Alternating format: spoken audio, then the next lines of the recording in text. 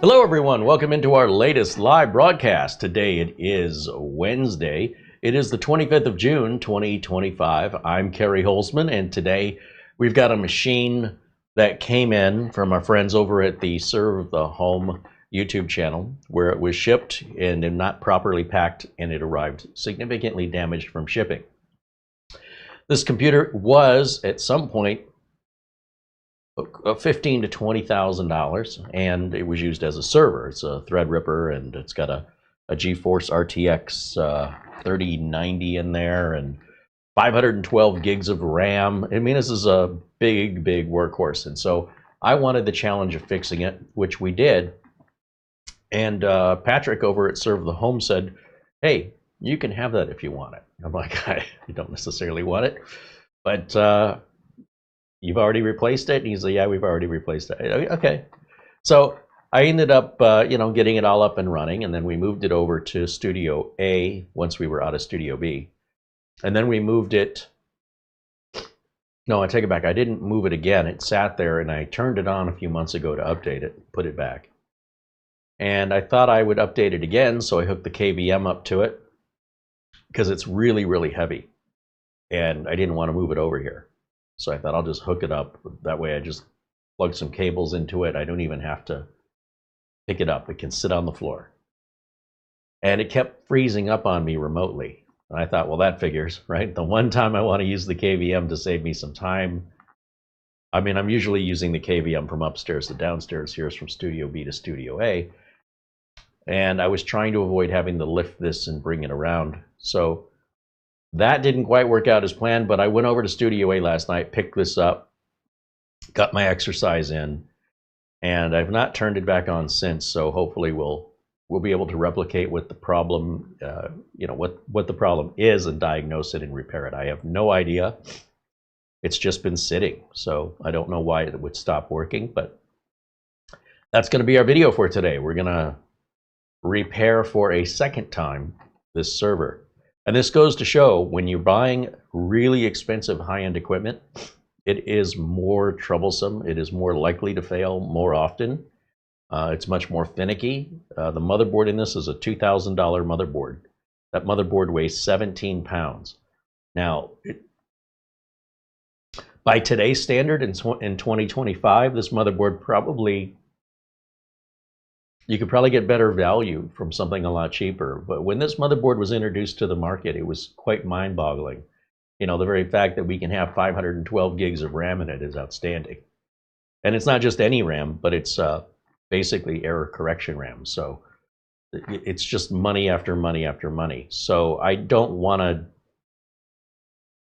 to let it go to waste. You know, I figure as long as I have it, it's always something I can fall back on. And should I have a client at some point that needs a system, I can make them a really good deal. But it is so expensive and it's so heavy that, as far as any sort of return on investment goes, I have to do something with it. I just don't know what yet. And I'm hoping just let it sit long enough, and eventually there'll be an opportunity to use it, whether it's a business need that I have, or a business need that a future customer has.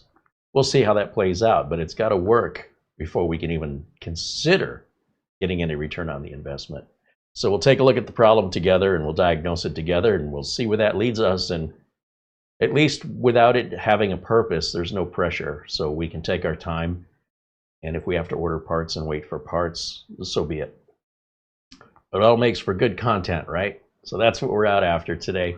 Welcome in all of the members in the chat room. Good to see everybody there today. And Caffeinator joins us as a new member. Welcome into Caffeinator. Mark Gaines says hello. And there's Mortant joining us as well. I also see Mike Pardon, Eddie Casanova, and Craig Wilson. I had a big sneeze right before the show started. Now my nose is sniffling. I apologize. Our friend Buster with a 10-pound super chat says, "Hey, Carey, Marlene, everyone in the chat, all the best from Bonnie, Scotland. Temperature in Edinburgh, 60 degrees Fahrenheit or 15.5 degrees Celsius." Well, that just sounds lovely. Be 105 today in Phoenix, which is a little bit of a cool down for us. So not the usual 110 plus. We have a lot of 110 plus degrees Fahrenheit days coming, so I will embrace the 105 degrees as a cool reprieve compared to that 60 degrees Fahrenheit. Oh man, I got to get back to Michigan. Let's see. Thomas Mac T says hello, where it's 91 degrees Fahrenheit in St. Petersburg, Florida. Luke Agrinia joins us from Vermont. David Graham says hello. There's Andy W6AD saying hello. Charlie Purdy joins us and says hello. Frank Jimmy and Ben Laird and Bajan Guy join us and say hello. Welcome in, guys. There's Andy Kane, as well as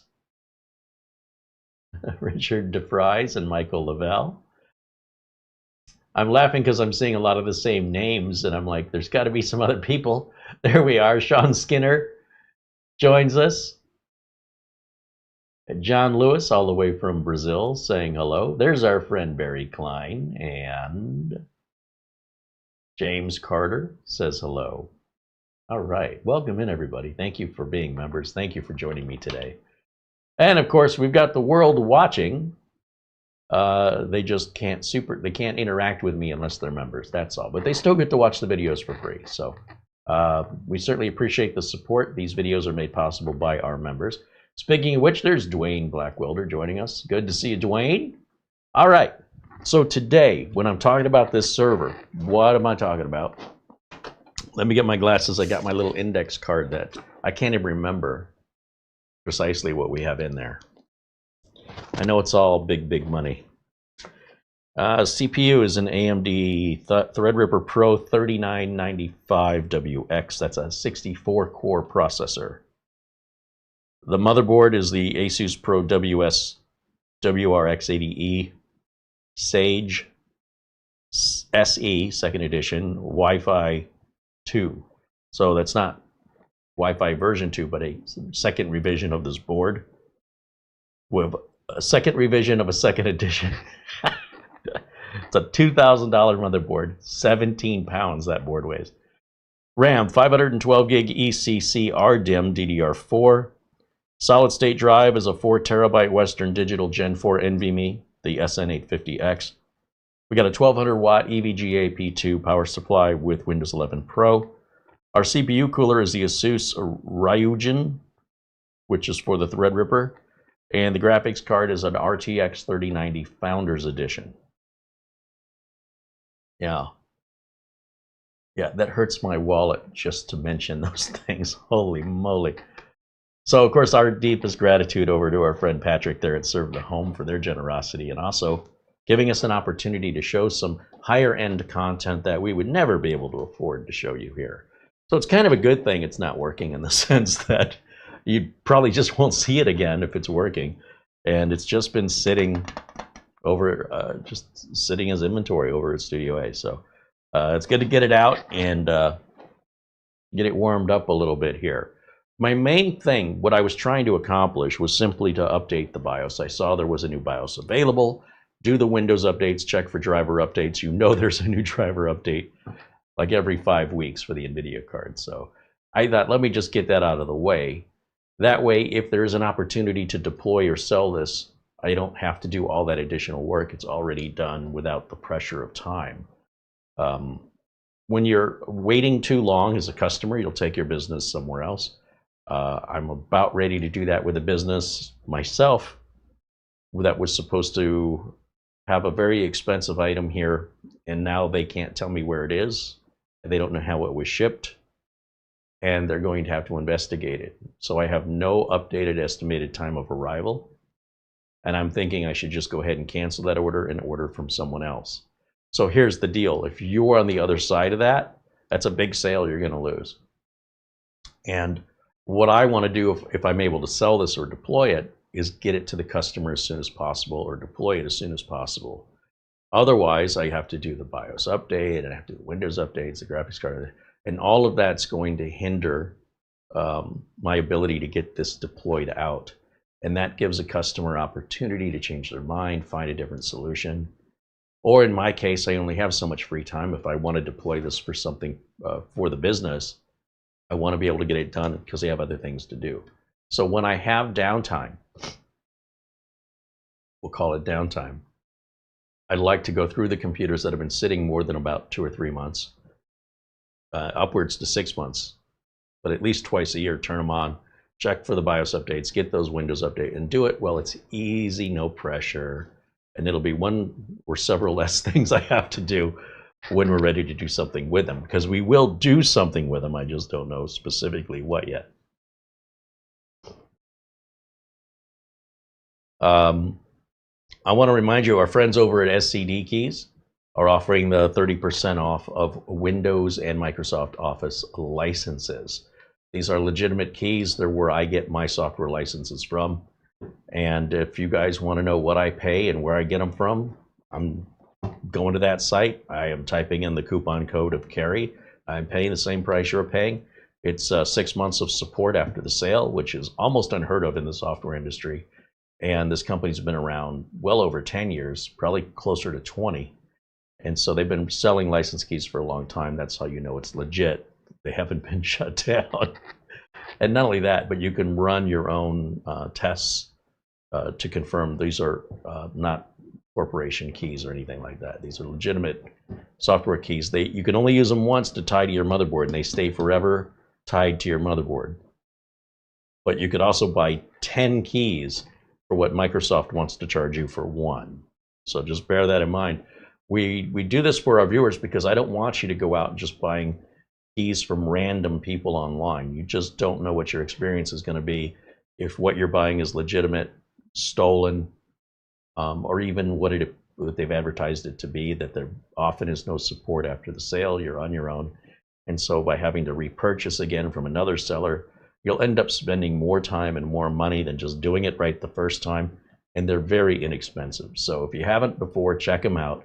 And if you don't believe that everything's as good as I say it is, ask our audience. Many of our members have purchased keys from there, if you don't believe me. And of course, if you have any issues, be sure and email us directly. Our email address right there on the screen is how you can reach out for private matters and concerns. And that would include, you know, inquiring about buying a computer or having one built, or you have a personal, something more private you want to discuss that's not for public discussion or requires more of our time than we can do in a live video. Take advantage of emailing us. Right there is the address on the screen. And we'll get back to you typically within 24 hours, if not sooner, unless we didn't get your email. And the only way we wouldn't get your email is a lot of people don't know how to spell anymore. I don't know what's going on in the world, but we get emails that are written in broken English and misspelled words, and I sometimes can't even interpret what somebody's trying to say. It's a wonder they got the email address right. And maybe they didn't, I just don't know. Maybe they got it kicked back several times. So please, all I'm saying is slow down, proofread, and especially proofread the email address, because if you're not getting a response from us, you probably typed it wrong. Okay, so we do want to hear from you. And when you guys go, well, I emailed you and I didn't hear back, you didn't email us. You didn't. You think you did. So you need to proofread, take your time, and we will show you the same courtesy in return. How would you like it if I sent you a reply all in broken English and misspelled words that didn't have any coherent sentences? You probably wouldn't appreciate that. So please proofread. We appreciate you. Gregory Howard with a $20 super chat says, hello, Carey, Mara, and all in chat. Happy birthday. Oh, we're still doing the happy birthday. Thank you, Greg. I appreciate it. And of course, thanks to our friend Buster. I'm trying to remember if I said thank you to him. Thank you, Buster. All right. So let's get this hooked up and let me show you what it's doing, I guess. At least what it was doing for me remotely. I was trying to update the BIOS. I know there's a new BIOS for this, and the first thing I wanted to do was update it. And I just couldn't get into the BIOS without the machine locking up. So I'm starting to wonder if maybe the liquid cooler's going. I don't know why it's locking up, because when it locks up, I'm not there. I'm doing it via remote. So this will be the first time I'm seeing it in person while I'm trying to update the BIOS to identify that lockup process. So let me get this plugged in. It's going to be HDMI. Yikes. All these cables are... I can't wait until we get this studio here organized, because I will have a much better cable system closer to what I had at Studio B. In fact, hopefully even better than that.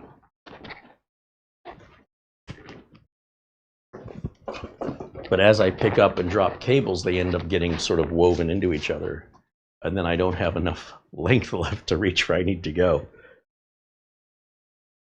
So having the cables in their own tracks would prevent that, and also optimize this whole process, because it's getting old. All right, let me grab my Ethernet cable here. Yeah, and that one's tied up around this other one. There we go. And we'll plug that in. This has 2 Ethernet ports on it. Either one will be fine. Power supply is off. I need power. Somewhere down here I'll have power. Here it is.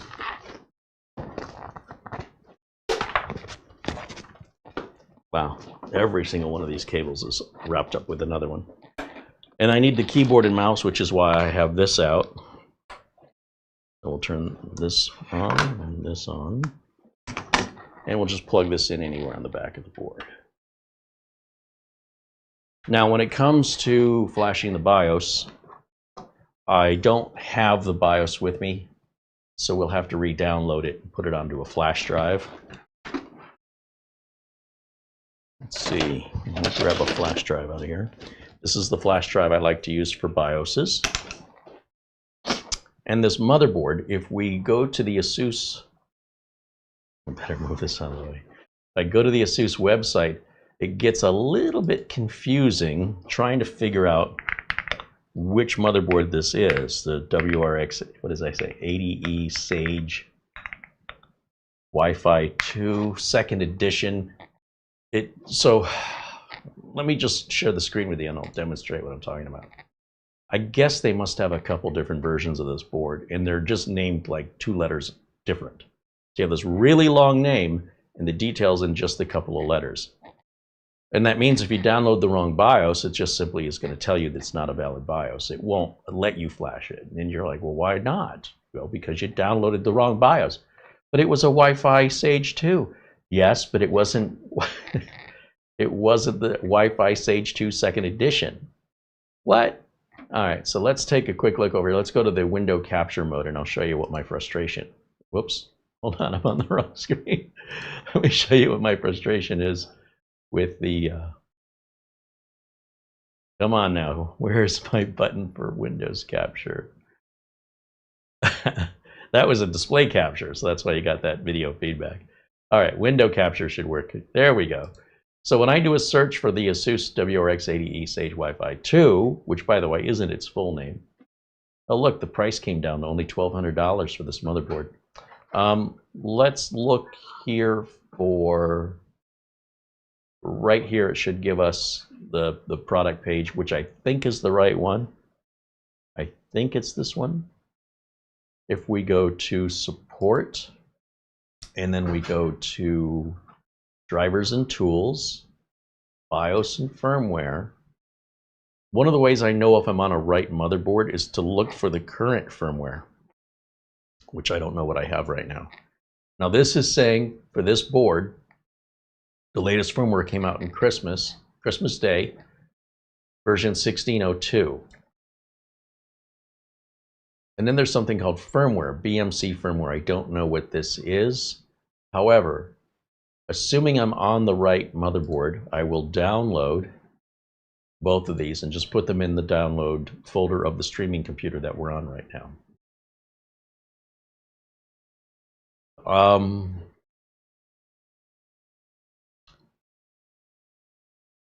Again, this is the Pro WS WRX 80E Sage SE. It's important we have the SE Wi-Fi 2. So I think I'm on the right page, but they do have one of these that's not a 2, and I think they have one of these that's not an SE. It's very easy to get confused. So I think I've got it right. What I'm going to do first and foremost is if we go back to BIOS and firmware and we look at the previous BIOS versions, like there's a 1501 and there's a 1401, I'll bet you this has 1501 on it. Now, if this has a completely different version number that doesn't even come close to matching any of these, I'm on the wrong motherboard and I'll have to look for more detail on that, okay? And I'm telling you that so you know what to look for once you realize, when you know what I'm looking for. It frustrates me when manufacturers do this. We have so many words available in the English language. Why do we keep using the same ones over and over and over again in products that perhaps it's modified, but to me, you know, call it WS for workstation or Pro and define it that way. What's happening, Mara? Can I have your index card? You want the index card? Yeah, because apparently there's a couple things. Here you go. In your notes, so I'm going to fix it. You're going to fix the video notes? Yes. Choppy. I'm chopping on. That wasn't my computer that arrived, is it? It was. Oh, it arrived early. Wasn't supposed to be here till 3:15 to 5:15, and it's only 1:23. Ask and you shall receive. We have a new mini PC that we're going to review next week, so good. Not that one. No, I know. Oh, okay. All right, so I'm not going to put the BIOS on here yet because I want to just verify what's happening over here. So let's go over to turn the power on, power supply. We'll turn the power on up here, and you'll see it fires up. I hear the fans running. Everything looks good. And then let's go to the HDMI out, and let's go over here. And then what I'm going to do is I'll start pressing the delete key on the keyboard, and hopefully in a moment we'll get the power on self-test.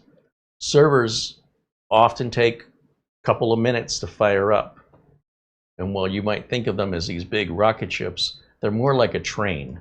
They're a bit slow to get going, and once they start moving, it'll be like a bullet train, fastest thing you ever saw. But their startup process is not like a drag racing car. It's a much more timely boot up process, primarily because of the amount of hardware it has to check that's inside of it. Those checks take even longer. If you've got 512 gigs of RAM, it's got to check all that, and that's probably 10 times or more what the RAM is you have. So there we finally get the post screen, and if I start pressing delete, it should get me into the BIOS. And then we can see what version we have and go from there.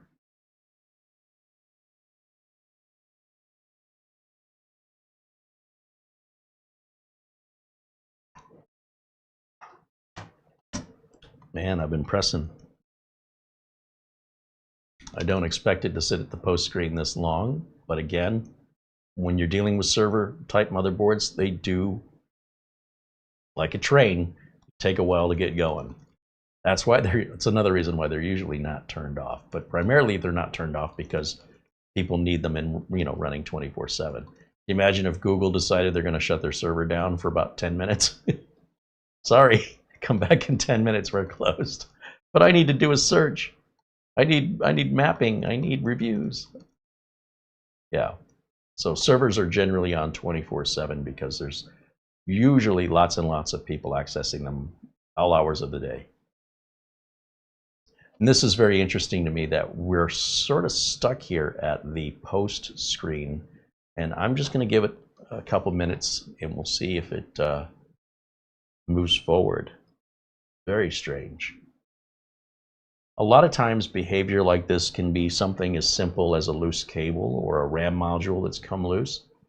Don't overthink it. Always try the easy things first. And if you have built-in video, which this doesn't, try removing your video card if your CPU has video on it, just to see if perhaps you have a video card related issue too. These are the easiest things we check, and we check the easy things first, because more often than not, that's all it is. Finally we got in here. And our BIOS version is in fact 1501, which is what I was predicting it would be. Right up here, 1501. And if we go back to our window capture, we had BIOS version 1501 was the previous version from June of 24. And 1602, improves system stability and strengthens security. Good.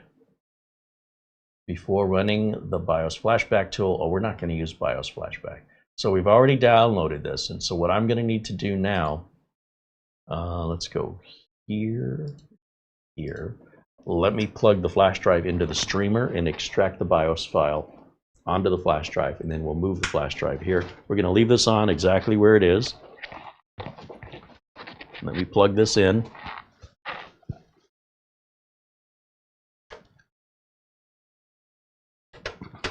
There we go.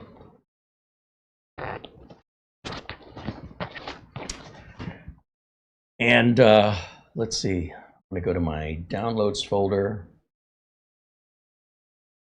And I'm going to extract BIOS file here. And I know you can't see it. I'm just doing an extraction from a zip file. And I'm going to just simply copy the biggest file. There's only two, a BIOS renamer for BIOS flashback, which we're not using, and the BIOS itself, which is what I want. Then I'm going to go over to the flash drive, which should be in my list of drives, and it is, and I'm going to paste the BIOS update file there, which is a .cap file for ASUS. Now the other file we downloaded, I'm not quite sure what that is, but it appears to be something we run in Windows because it contains batch files. So whatever it is, we can do it afterwards. I think I can just go ahead and copy the zip package over onto this flash drive, because if we're successful with the BIOS flash, then we can do whatever this other flash is once we're in Windows. So let me copy that over just so we have it for the next thing. And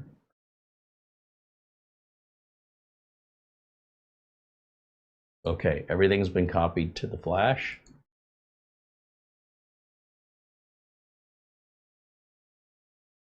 Let me grab the flash drive.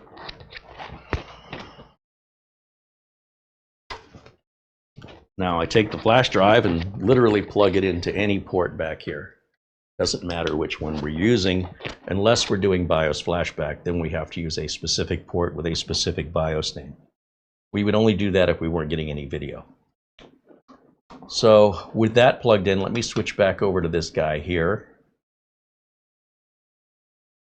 And let me go full screen over here so I can see it the way you do. Now, it hasn't locked up or anything. Everything looks good. I want the ASUS Easy Flash 3 utility, right? That's right up at the top here. I was moving across these menus. I went to Tool, and then I went to the ASUS Easy Flash. Push Enter. And on the installed drives, I am looking for what is probably this 8 gig drive right here. And that's our BIOS file right there. Click yes. You want to read this file? I do. And this is where things went sideways for me.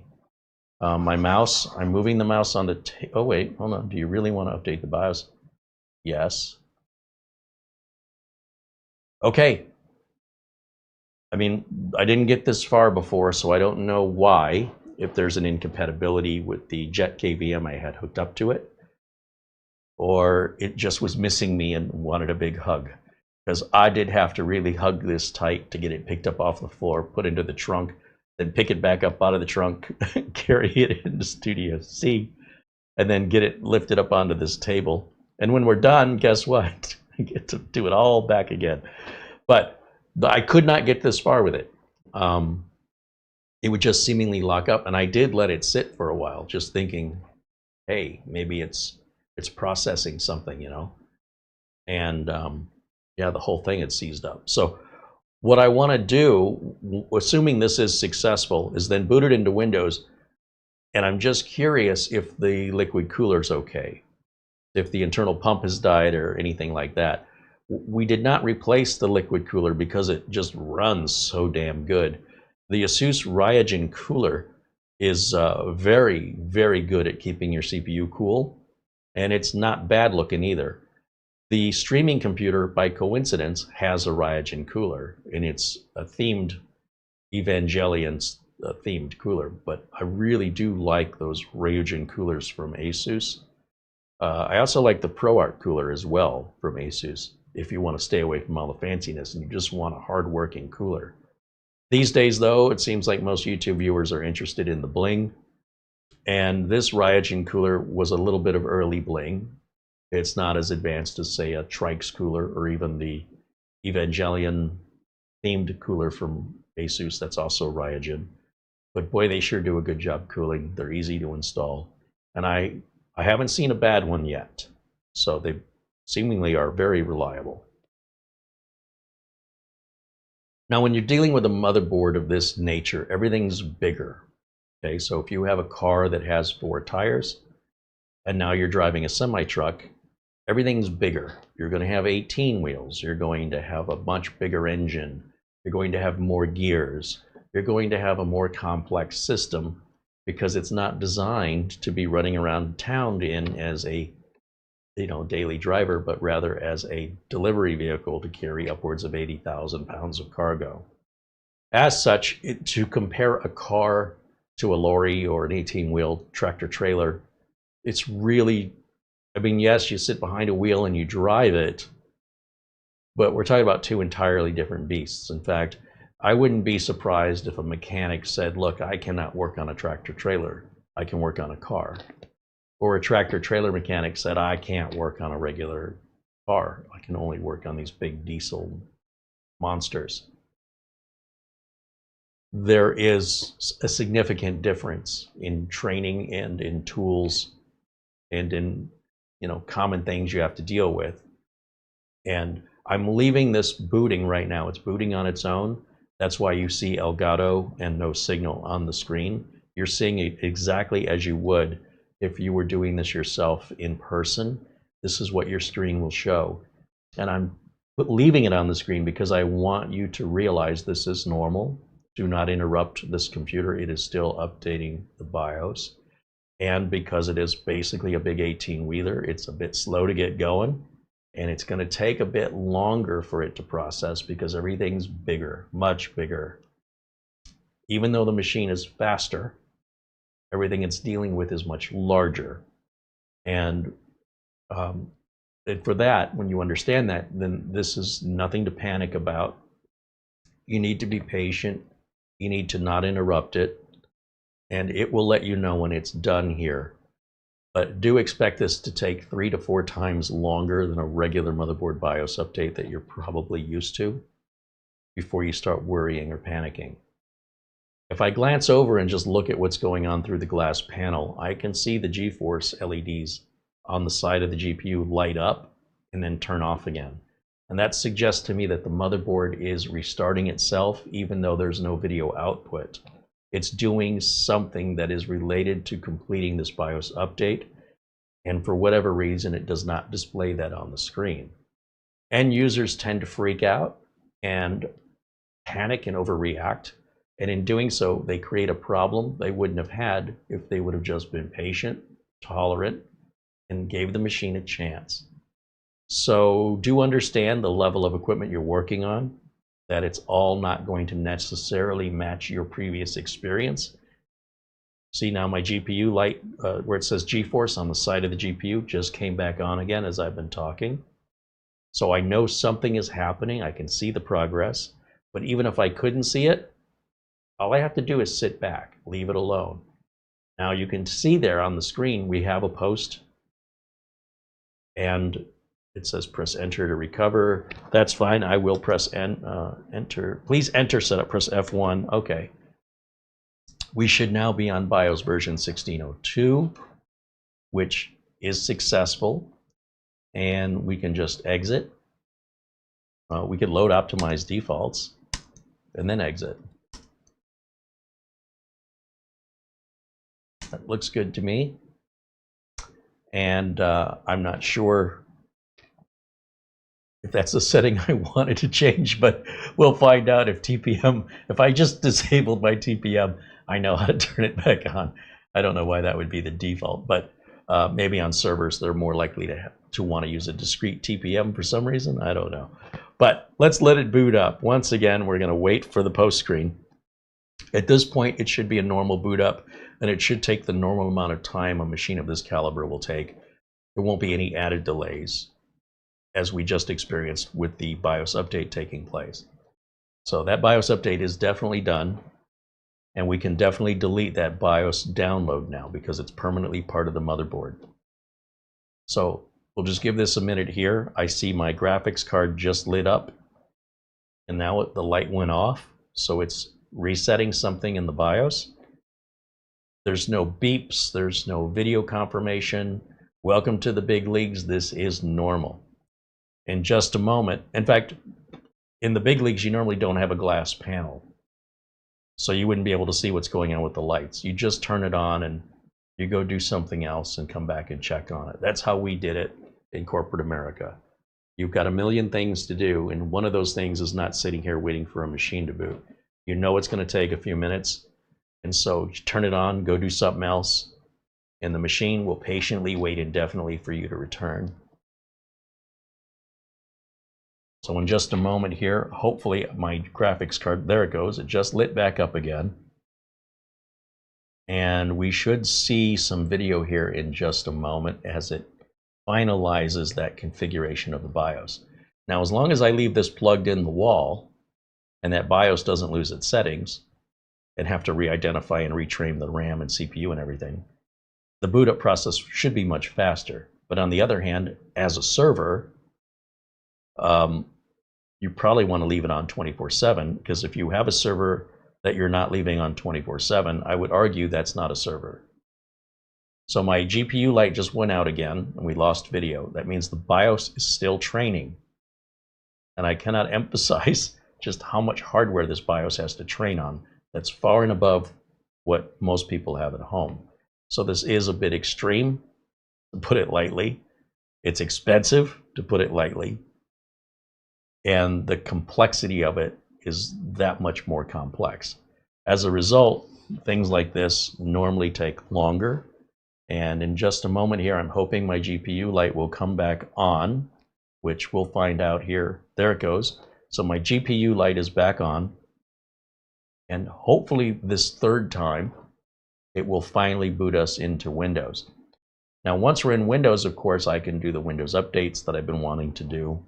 We can look for a new video driver, which, of course, we're not even at that point yet until Windows loads. And I can also put on whatever that firmware update is that we downloaded from the ASUS website. So finally, we're getting that little toilet bowl flushing there on the screen, and we are now going to boot into Windows. This is why I wanted to do this remotely, right? Because it'd be no big deal for me to just sign in and set it to update and go get my Gatorade and watch a little TV or watch a little YouTube and then browse back over to the remote tab on the browser and, oh, it's ready. Okay, and I do the next thing. I don't just sit here with bated breath.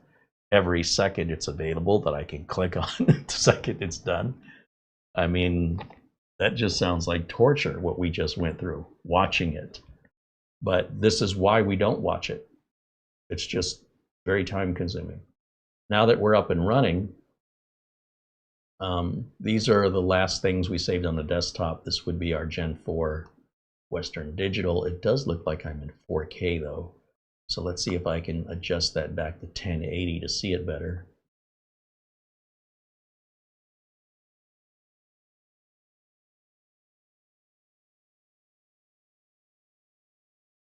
Yeah, there it is.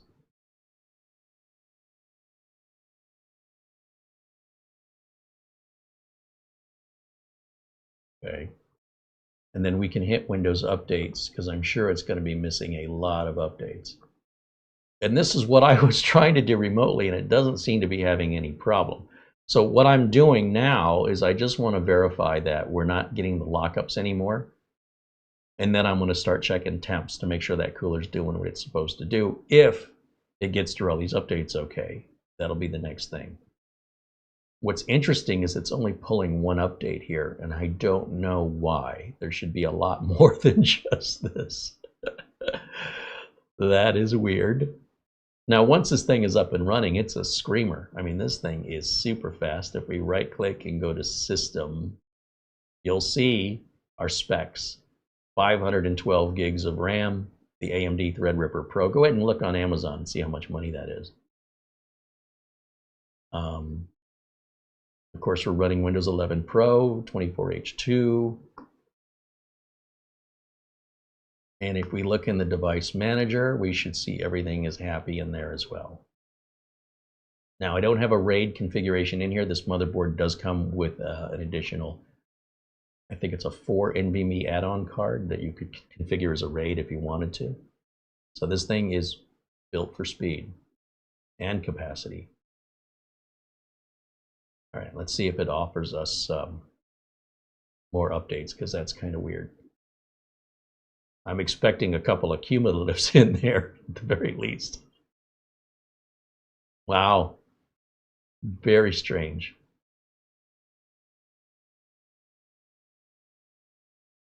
These anti-malware updates, they'll come in every day if you manually check.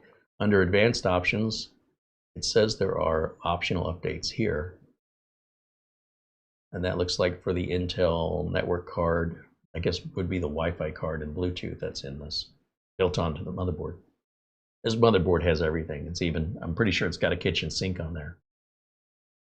I want to check for updates one more time. I'm trying to figure out what the heck. How are we not getting updates from just even this last Tuesday? I don't know. That's very strange. Okay, well, I mean, it says it's up to date. I guess it's up to date. Let's do the NVIDIA card update. So we'll go to NVIDIA and we'll look for let's see, we go to drivers. It's remembering our settings the last time we were here, so I don't have to reset all this again. Find. Now, I don't want the gaming version, I want the studio stable version. So the studio drivers are what I want. Those came out June 17th. Now, that was just 8 days ago. Definitely don't have that. And they're big, you know, 870 megs for a video driver. So we're going to download that real quick. I don't see anything wrong with this. So my guess is it wasn't liking the KVM. And the reason I couldn't check that was because I did not want to hook up a keyboard, mouse, and monitor on the floor of Studio A. I would have to lift this up and move it to a desk, and I don't have any desk space. So I have nowhere to put it other than to bring it back into the kitchen, which means dragging a monitor into the kitchen and a keyboard and a mouse and then an extended network cable just to plug it in and do this. No, I really wanted to do this remotely.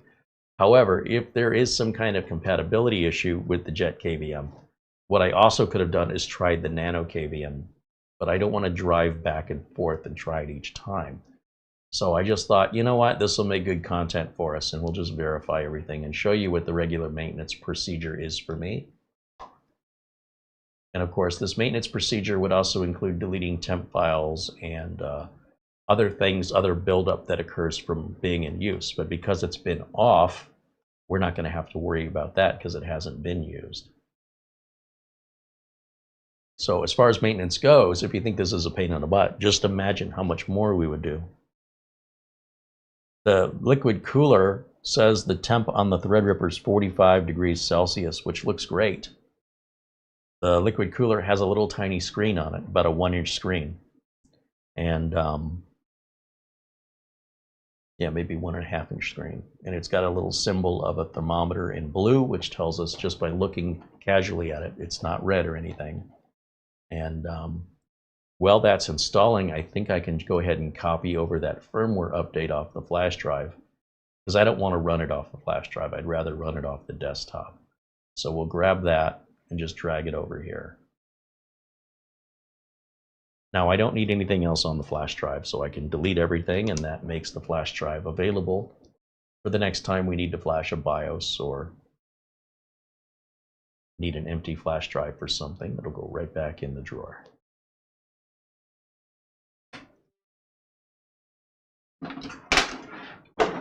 Okay. I'm pretty sure it just wanted to go for a ride in the car. Everything's really looking good on it. And I think it was an incompatibility with the Jet KVM. And again, I could have tried the Nano KVM, but hindsight is much more accurate. Looking backwards, you can see what happened. Looking forwards and guessing what's going to happen, not so much.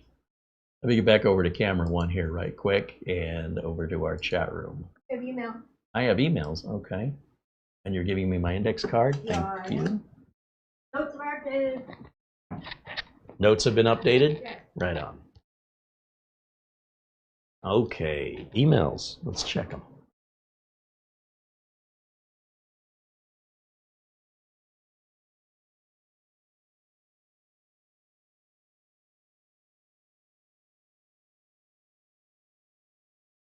Well,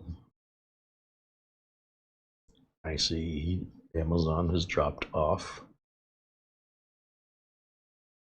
I really appreciate when Amazon lets us know, hey, we've delivered, and you can see what was delivered. And you can also, you know, they have a picture of where they delivered it to determine if it's something you recognize. That's not my front door.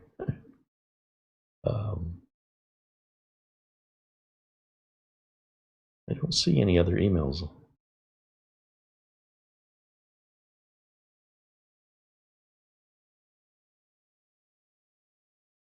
Oh, David Graham sent an Amazon gift card of $5. He says, YouTube can't touch this. I'm enjoying your company.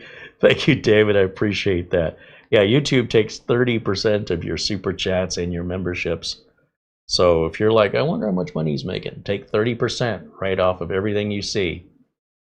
And then, no, I won't see that money for 30 to 60 days. With an Amazon gift card, I get 100% of what you give. And I'm going to be spending it all on Amazon anyway. Let me ask you guys a question.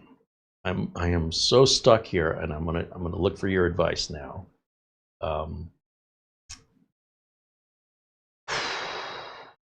We talked about this the other day.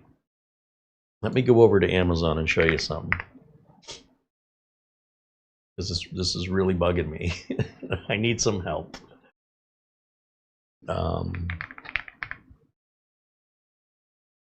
GMK Tech recently released this monster of a mini PC. And if we go to my window capture, I can show it to you right here. And this thing is a monster. I mean, look how tall it is. That piece that's risen, that doesn't go up and down. It stays up. It's part of the design. And it's a big guy. But it's also fully loaded with 64 gigs of soldered in RAM, right? That's going to be soldered in using the Ryzen AI Max Plus, their, what do they call it? Their Strix. It's got a name. This is a pretty expensive CPU just to buy this. If you and I could buy it, it's several. It might be like $600 for this. I'm trying to think what the price is on it. And this has to be soldered in. It's not a socketed CPU. It's a laptop style. It supports 4 screens at 8K with PCIe Gen 4, not Gen 5, solid state drive. But it does have USB 4. So, I mean, this thing is loaded. You'll see we've got the 2 USB 2s there, an HDMI display port. USB 4 can be used as a display. And another USB 4 at the front could be another display. There's your 4 displays. USB 3s up there at the front. Memory card reader. There's a power mode button. Up here there's another button to color, the control the fan speed. So if you want the fan higher or lower. And then I think the RGB is pretty dim. So it's sort of, I think, an RGB light that's somewhere underneath. It's not like up against the side here, so you're just kind of getting the overflow of the light from the inside. And my concern is when I go to YouTube and I look for this, like let's see if we can go to YouTube here. Let's change the window capture to Microsoft Edge. Let's do it that way. And let's do a search for the GMK, oh, wrong keyboard, GMK Tech. What did I say it was? Evo X2?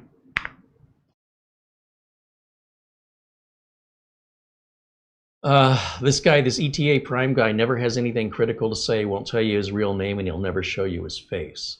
So he does really well with his mini PC reviews, but I would argue they're not reviews, they're commercials.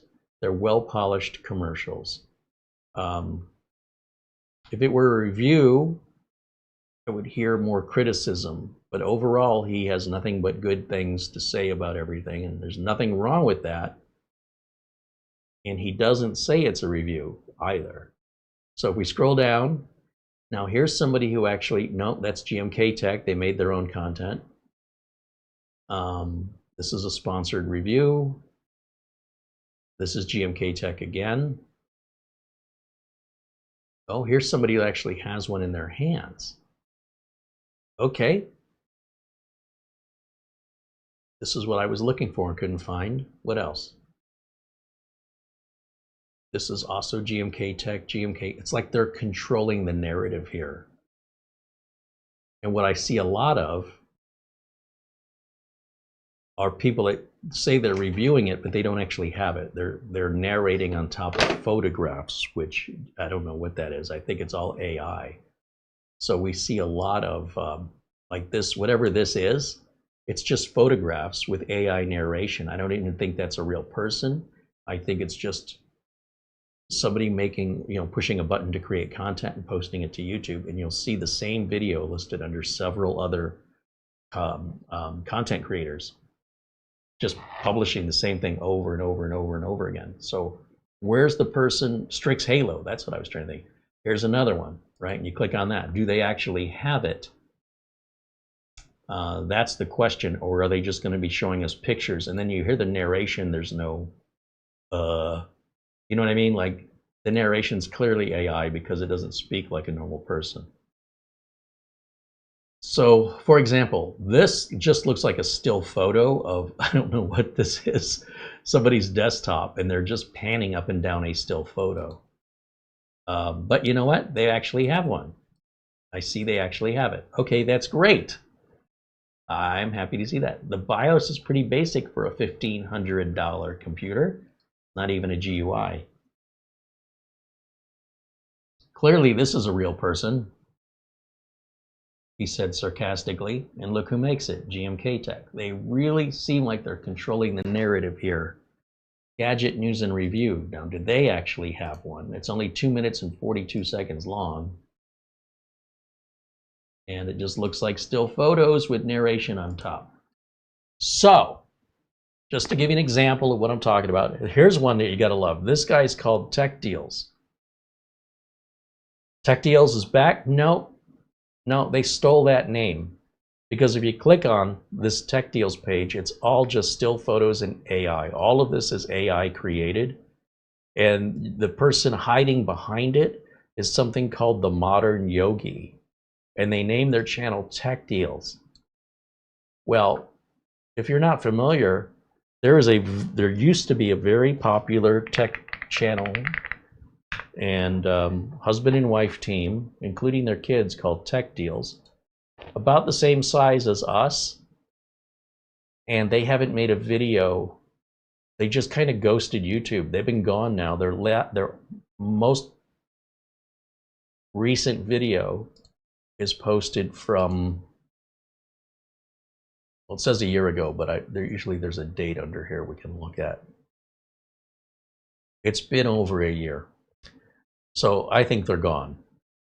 However, what's interesting, they didn't say goodbye. They didn't say we're going away for a bit and we're coming back, but they also didn't delete their YouTube channel, but they did delete all their live content is gone, all their shorts content is gone, everything's gone. And for some reason, out of, I don't know, 3,000 videos, they left only 872, and I don't know why. And many of these 872 are replays of other content from earlier. So it's all recycled leftovers and well out of date. Like, you know, which card should you buy? A GTX 1070? That is really, really old. That's from 8 years ago. So their most recent content is over a year ago. So this looks like it's done. However, that didn't stop somebody from reutilizing this name and trying to use that to their advantage. So I don't want you to be confused. There's nothing that stops you from creating a channel called CareyHolzman as the title. It's down here that the real name is. The at, no, it would be under, yeah, it would be under the at symbol. Because you can call it whatever you want, and then it comes back to the actual channel name. There's only one channel name that's at Tech Deals. So anyway, I wish YouTube didn't allow that, but what can you do? Let me go back over here to camera 1. And then let's go back to this machine because we should have our video driver in there.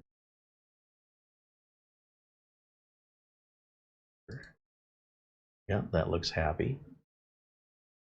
And then let me open the zip file up and extract whatever this firmware update's for.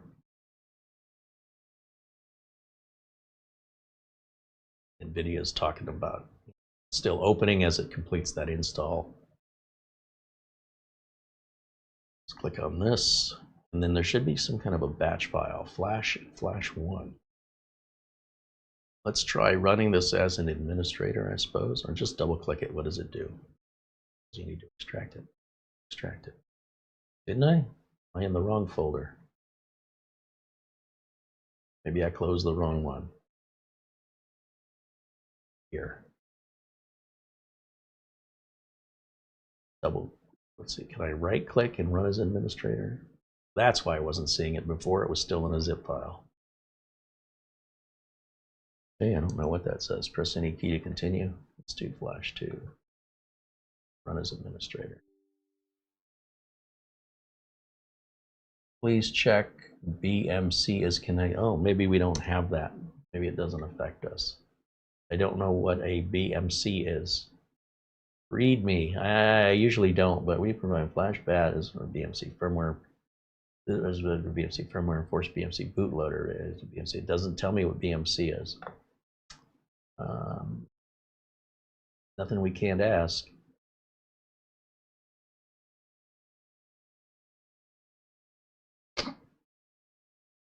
Base management controller. A small computer that sits on virtually every motherboard. Other components such as higher end switches, JBODs, JBOs, and other include BMCs as well. Oh, that's probably that NVMe card, the expansion card. I bet you that's what it is. So that would explain why. That's sitting brand new in the motherboard box, by the way, because I wasn't. I would rather use a NAS to host my files and then just use this as a server. You know, if I was thinking of using this as a video editor, for example, I wonder if VLC has an update. Let's check that. Help. Check for this. Well, the latest version is 21, but if you have 20, it won't offer it to you. I don't know why. Let's see. Well, we've got 21. Well, I must have updated this fairly recently. CPU Z's 215. What's our current version? 220? That seems kind of old. Or am I remembering it wrong?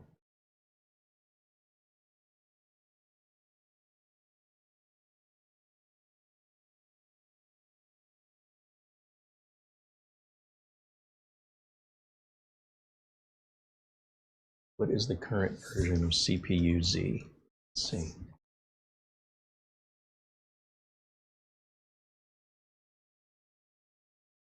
Oh, it is 215. So, I guess I'm so busy I can't remember what I did.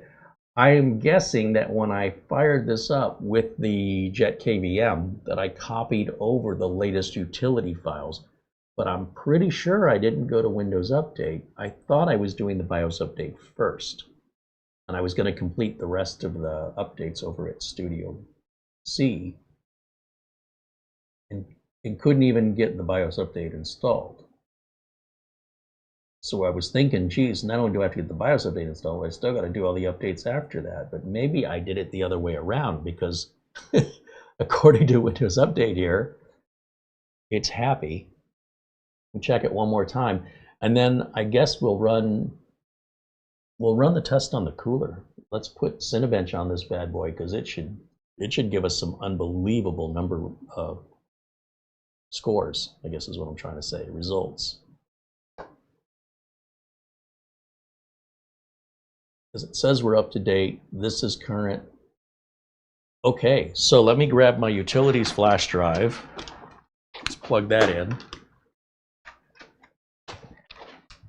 Lots of USB ports on this bad boy.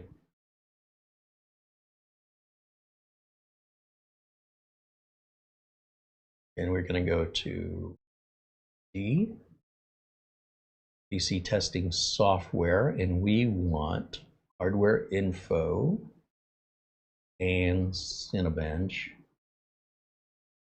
Yeah, this thing is not locked up on me once. So again, I've got to assume a compatibility issue with the Jet KVM, which I've never seen before. I've never seen that happen. I don't have any explanation for that. Let's start hardware info 64-bit. Just the sensors. And we're going to want to start Cinebench after that.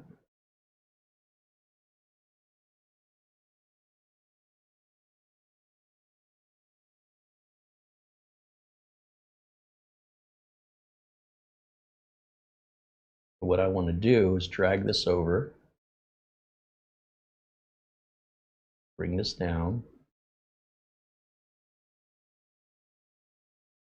and it looks like we have all our temps. These temps look good for a Threadripper. So we're going to accept the license agreement and start our multi-core test now. And usually what we're going to see as far as heat goes will happen, whoops, go back and do that. It's still running, just minimize things by mistake. So there we have our current temperature right now on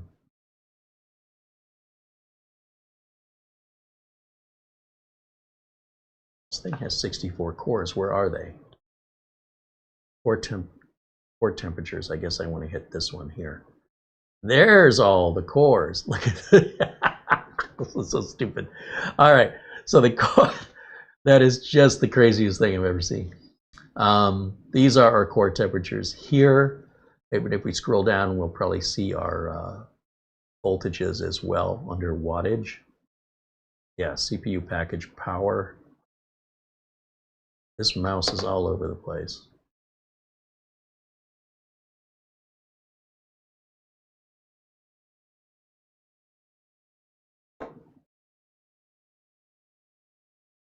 I gotta turn that mouse sensitivity down.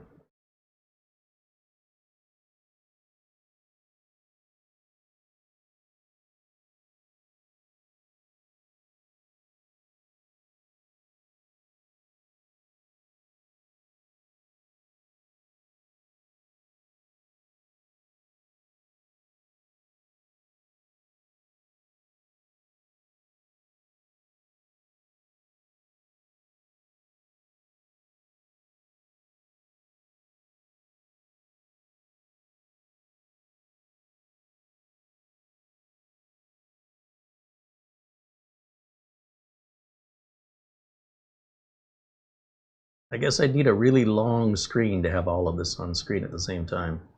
But when I tell you that Ryujin cooler works well, you tell me. I mean, holy moly, this thing's been running now for 2 minutes, which means we've probably passed our peak temps on the multi-core already, and we haven't even hit 70 degrees Celsius.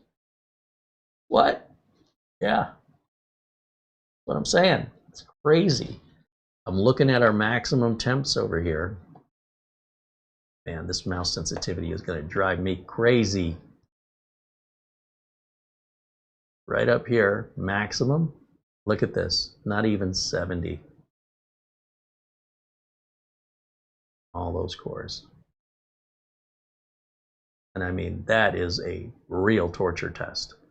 Now, if we look at the whole die as a whole, we're hitting 75. I'm seeing 82 here. I'm not quite sure what these are measuring, but either way, we're still really, really well. Really, really cool. So we're gonna let that run. And then while that runs, let me come back over to camera 1. And then what I'll do is I'll just put camera 1. Let's see if I can grab that and maybe just move it down here. Then we can all see together what's going on. We'll watch for that score, and then we'll run the single core test afterwards. This is Threadripper.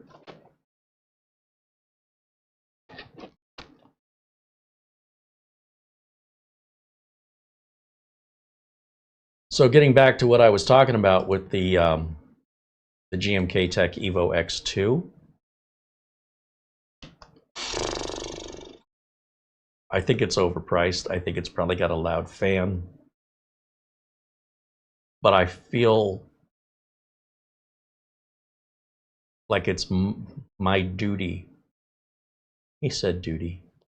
I feel like it's my responsibility to do what others are not doing and to find out why GMK Tech is sort of, well, they certainly haven't offered us one for review. And I'm wondering why they wouldn't be open to that, or others for that matter, not just me, other people that do PC reviews. So when I see that, my instant instinct is they're hiding something. There's something they don't want us to know.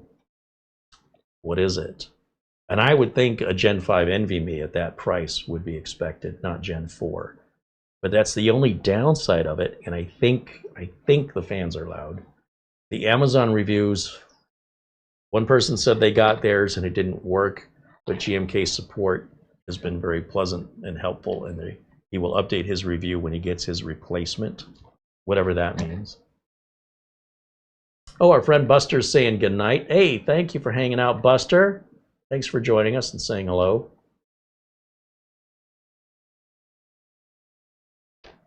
So my concern is if I order one of these from Amazon, after sales tax, it's about $1,660, $1,670.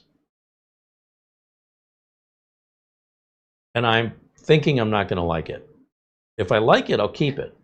But if I don't like it, I don't know how Amazon handles returns of that value before they might say, you're not welcome to shop here anymore. And I imagine it's got to be a percentage of how much you're spending. So if you're returning, if you're buying 10 items and you're returning 9 of them, and you keep doing that, you're obviously returning more than you're keeping. Amazon's losing money, big time, and they'll just shut your account down. I don't necessarily know that they'll give you a warning. So I'm thinking of a worst case scenario. What if we order it so we can review it, since we're not getting any cooperation from GMK Tech, we do it anyway? And what if we don't like it? I also think there's better value for Minisforum for less money. I think you can get an equivalent system from Minisforum, like the AI X1 Pro, for $1,150 instead of $1,500. And I don't know how different they are, but the Minisforum is certainly more traditional look. It's more polished, I think. It looks more like a Mac, like an Apple. On the other hand, I really do like it when machines look different. It's not just a box. I'm not sure how I feel about this one being as large as it is if it's supposed to be a mini PC. And I am not impressed by the price. So, what do you think? David Graham says he doesn't like the reviews on it. It should have a 4070 built in for the money. Well, there's that too, right? Because they say this is good for 1440p gaming using the onboard Strix Halo graphics card, which is supposed to be amazing for a built-in graphics card. And I don't think anybody's questioning that. And David's saying it should have a discrete graphics card, which Minis Forum does offer on the Atom end, like the G7 Ti, for example, or just G7. Those, I think, have 4070s in them. And then for even less money, you could get just the Mini ITX build that Minis Forum sells, the 790S7, I think is what it's called, with a 4060 graphics card in it. And you can pick those up under $1,000. And it's not that much bigger, to be honest. Andy says, do not get it. But aren't you curious? Aren't you curious why there aren't very many reviews on it? Like a lot of times, if you look at the B-Link NAS that came out, the little tiny B-Link ME, even though they didn't send us one or offer to, they sent it to a ton of content creators. And if you search for that on YouTube, you're going to find a bunch of reviews. And they've got it in their hands and their faces on camera and they're talking to you. And if you don't like that content creator, there's like 10 more at least. That's usually what happens in a product launch. But when a product launch, like when NVIDIA is coming out with a new graphics card and they will not let content reviewers review it, you've got to wonder, they're hiding something and they don't want to blow their opening sales month. They want to go that first 30 days selling as many units with as few obstacles. And so the only way we can get in there and figure out if they're hiding something is we have to go and buy it ourselves. So that's the thing that's so curious about my attitude is normally, you know, it's a curiosity. And I can answer that curiosity by simply watching any number of reviewers review it and kind of say, okay, well, we don't need to review it. It wasn't really something I was that interested in for that much money. If it was another, you know, $400 cheaper, yeah. But at that price, I mean, you're into desktop tower discrete graphics card money. So what are they hiding? What is it? What reason is there that there's not a lot of content creators doing honest reviews on this? And there's so much controlled by GMK Tech and so much controlled by AI and bots with still photos and narration that there is no human being involved. And the human beings that have reviewed it, for the most part, are just a pair of hands. Where's the faces? Where's the genuine? Are you just a pair of hands when you go to buy something? Is it just your hands? Where's the authentic reviews? Why, for this specific product, has GMK Tech not followed the normal process that we're accustomed to from GMK Tech by releasing it to so many reviewers? Why? That's what's killing me. I don't know why. And I can only imagine there must be something they don't want us to know. And now I want to know what it is.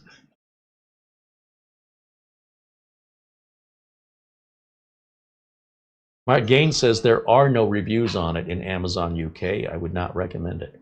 Well, the reason there's probably no reviews on it is it's very expensive and it just came out. It's not going to be something they sell a ton of, right? It's a very niche product. But nonetheless, why wouldn't you send it out for reviews? That's the thing that I don't understand. Now, our Cinebench test is done. Let me run over to full screen so I can read it. So our score, I don't know if I've ever seen a score that big. 56,979 on our multi-core. And our temps, highest I'm seeing is about 74. That's crazy. So let's do the single core, because that can sometimes make a chip hotter. But what I'm telling you, these ASUS Ryujin coolers work really well. It's not hyperbole. I'm not exaggerating. I mean, it's been quiet. I haven't heard the fans ramp up at all, which may be an indication that I haven't got the fan curve set. Or maybe that doesn't need to ramp up because it's just not getting that hot. I'm not sure. So we'll continue to let that run. And let me go back over here to the chat room. Patrick Manny says, Clark Howard says, don't waste your money. Who's Clark Howard? David Graham said, Mr. Hands is evil. He's always hurting Mr. Bill. Oh no. and it still sees that Cinebench score. Isn't that crazy? Even though it takes a long time to boot, you might think, wow, how slow is this? It is a bullet train. It starts out slow, but man, that thing starts moving. Get out of its way, it'll run you over. But that's typical behavior for a server. And that's how one of the varying ways you'll know right away as a technician the level of computer. Is this a desktop? Oftentimes you can't tell by looking at the front of them. Like if I were to go to a customer's house and a customer, and by the way, this has happened. A company says, we're replacing the server, it's time to upgrade. Do you want the old one? You can take it home. And the other thing is that happens is a company has been sold to another company or is going out of business, and they'll offer to sell the company equipment to the employees. Is there anything you want to buy to help pay off creditors? And oh, I'm going to take home a server. And then, you know, they've got this server at home with no support. There's no IT department. The company doesn't exist anymore. They don't work with the company anymore. Or the equipment's so old and retired that IT is not going to help them. So you're on your own. So then I get a call that says, hey, can you help me fix my computer? And rarely will they ever mention, oh, by the way, this is a server from work. I usually go there and I look at it and I go, that's a big computer, but let's take a look. And then I can tell by how long it's booting. And of course, by going into system properties. But you can usually tell right out of the gate, it's going to be big, it's going to be heavy, it's often going to be loud, although this one is not. And it'll take a while to boot. And if the customer's saying, can you see why this takes a while to boot? That's what it does. That's what you bought. Sometimes customers have no idea. They thought a server was just a really high-end desktop. Well, it is, but in a way that you probably wouldn't appreciate. This thing could probably handle 2,000 requests at the same time and just like a 2,000 tentacled octopus. You're just doing 2 or 3 things. You're not going to notice that. Well, they said it was like a super. Yeah. You do supercomputing, that'd be great. But you're not. So all this money you thought you were saving getting this big rocket ship doesn't really benefit you if you're never really going up in the sky. You're just going down the street. It's a bit much. So other times they do need components and repair, and those parts do cost more. And they're more likely to break more often because it's equipment that's just meant to be turned on and left on. If you keep turning it off and turning it on again, it's just not a normal behavior expected from a server. Servers are designed to be left on 24/7.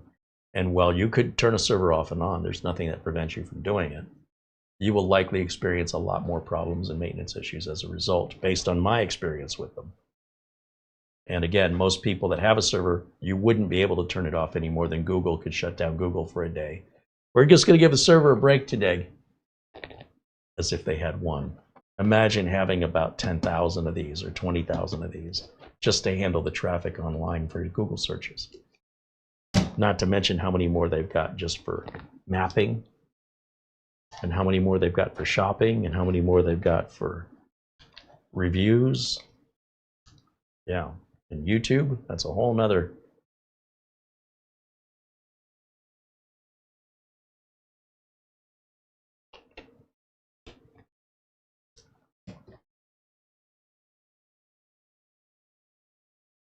Andy says maybe waiting for the tariff situation to settle down. I think it's pretty well settled in. I don't know. It's pretty well settled in.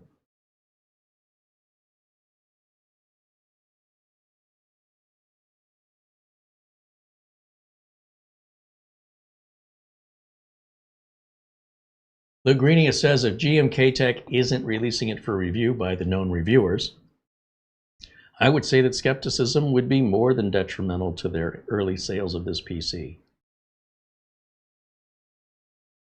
We'll never know, right? How do we know?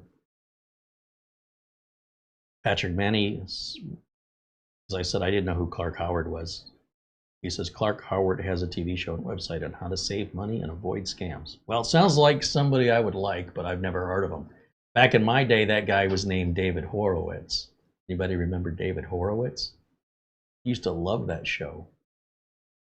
Forgot what it was called.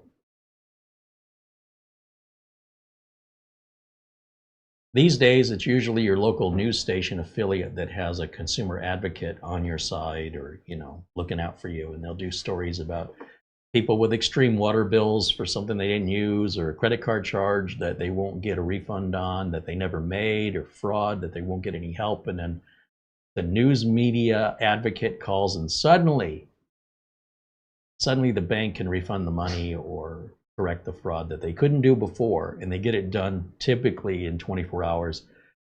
And, you know, the viewer of the news station's like, oh my gosh, I've been struggling with them for 2 months, and they keep telling me this, that, and the other. You guys got it done in a day, and I'm certain if you didn't help me, I'd still not get a result.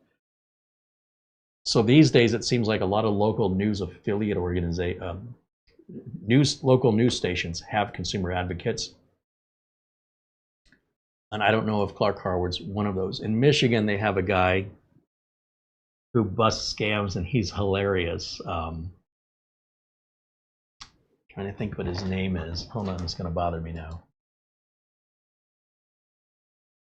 He's on YouTube, and he is I'll just type in Michigan Consumer Advocate News.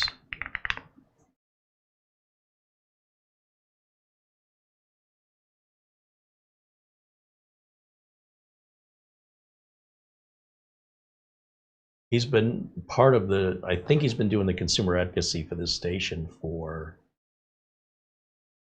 20 years, maybe. He's been doing it a long time, and he's well known in that region. So you see him coming, and he wants to talk to you. People start walking. Sorry, I'm busy. No comment. Because he usually does his research, and he's got you. And he's not a lawyer, and he's not law enforcement, but he's got a camera and a microphone, and he's going to call you on right there on camera about, hey, we just heard from one of your customers that says you took their money and didn't do the work. What is his name?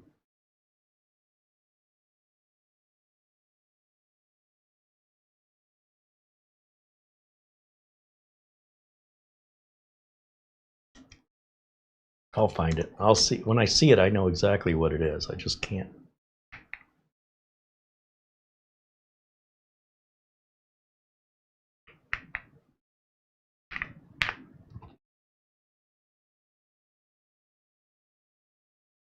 Sure, I haven't done anything over here. Looks like I hit the wrong keyboard and I closed down our temperature monitoring. Let me fix that real quick.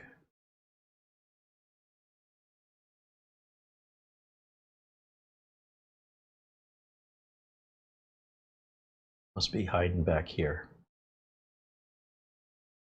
Where'd it go? Did I close it?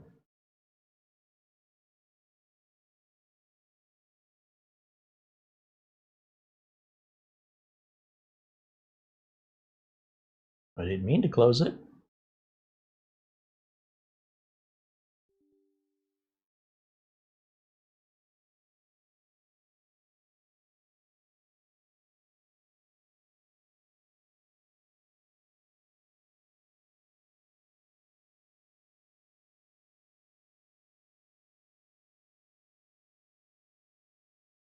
So now we've lost the previous monitoring, so it's picking up where it's currently at, temperature-wise. And we're right at the end of this test. So I think what I want to do is I'm going to stop this test because I screwed up. I'm going to restart the test from the beginning so we can monitor what those high temps are, whatever the max is. So now that I fixed that, what I'll do is I'll just turn this keyboard off. Prevent me from making that same mistake.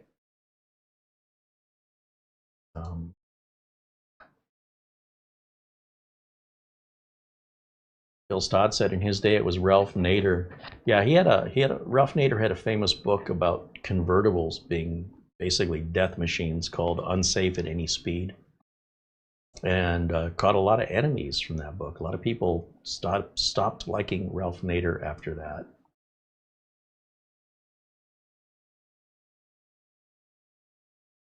Luke Greenia said, I did a little experiment today. I wanted to see what coverage the BT10 has outside the house. I've got 2 acres and I get excellent Wi-Fi coverage from all 4 corners with my phone. That's crazy. He says, I did it from my own curiosity and I was impressed. That sounds like great coverage, but it also sounds like you're in a great environment for Wi-Fi if you have a big open area, right? That's the best. Dennis Hill said it was about the Corvair that Ralph Nader did it on. Was it the Corvair? I thought it was convertibles in general, but I think I was probably around 5 years old or something in that, if I'm not mistaken, back in the early 70s. David Graham says he uses 3 keyboards at once and he's always typing on the wrong one. That's another benefit of the KVM. All right, let me find this guy's name here.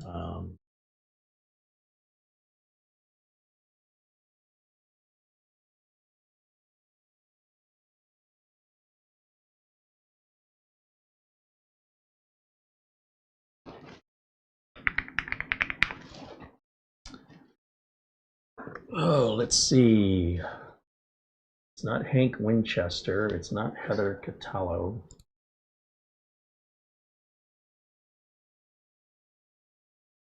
Rob Walchuk. That's the guy's name. And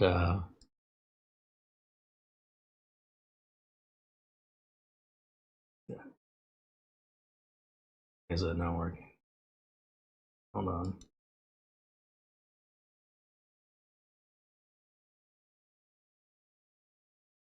If you search on Google for this guy, he is incredibly brave. You know, he'll face these thugs and he's not at all afraid. And at the end of the video, he'll always end them the same. And he'll say, you're in the hall of shame. It's just over the top ridiculous. But I guess he's been doing this for a really, really long time. And he used to be, I guess, in radio before that. And I think he was a DJ. He's been around from Fresno to New Mexico. And then I guess he was in Bakersfield, California for a while. And then in 1997 came over to Michigan. And he's been doing this, I guess, for 28 years. And you can see some of his samples of his work and how he just faces people. He ambushes them. He'll wait outside their house or place of business for them to appear. He knows what they look like. He'll just hop out of the car, like this guy's probably leaving the court. And he'll just hit the guy up as he's walking to his car in the parking lot from the courtroom. And one guy came out and was so angry at the news guy as he was leaving the courtroom. He's like threatened him, or he pushed him or punched him, and the police were right there, watched it, immediately arrested the guy. And I'm telling you, Rob did not seem at all startled or in any way affected. He's like, well, are you happy about what you did? You know, he's just totally cool. So anyway, I really love consumer advocacy. And so David Horowitz, what was his show?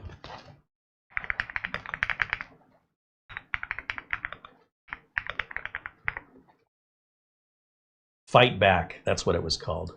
This was on, I guess, from 1976 to 1980. But this wasn't a local show. This was a show that aired across the United States. And this was where I learned to appreciate consumer advocacy, was from David Horowitz. And the show Fight Back, I never missed an episode. Even as a kid, I just loved it. I love the sense of justice, and at the very least, it's calling attention to something and let the problem solve itself. Once you make everybody aware that this guy's scamming people, and people know that, you sort of solve the problem by people not doing business with him once they realize, oh, this guy scams people. So you don't necessarily have to go to court. You don't necessarily have to go about it legally. You could just expose it. And that is what leads me to wanting to look at the GMK Tech Evo X2, because I don't know that there is anything to see. It might be a great computer. It might be great. And I usually can tell that by looking at other people's reviews, and I can't really find much to go off of. And certainly nobody that I consider a reputable source of unbiased information, you know, someone that'll give you the good and the bad. There's well-polished videos that are scripted and edited that only tell you the good. And if they're critical, it's very mild and it's, you know, just a little tiny bit. But I'd like to really hear somebody who owns it, who spent that kind of money, hear the emotion in their voice if they feel like, you know, this is a big deal. I spent a lot of money for this, right? The more you spend, the more the less imperfection you're willing to accept. If I paid all this money for a Mercedes and the thing's bumping up every road and the ride's uncomfortable or something isn't working on the car, no matter how minor, unacceptable. Not for this price range. I expect better. If you're buying a used cheap car, you get what you get and you're lucky to have it. So if somebody is not being, if there's a lack of content really deep diving into this product, why? So does anybody think it's worth it? We can buy it. If we like it, we keep it. If we don't like it, we send it back. Amazon should have 30-day returns. None of you are curious? Just me? Wouldn't be the first time. Got another 2 minutes on this test, and so far, remember, this is a single core test, so I imagine only one of these cores is actually going to get hot. Which one is it?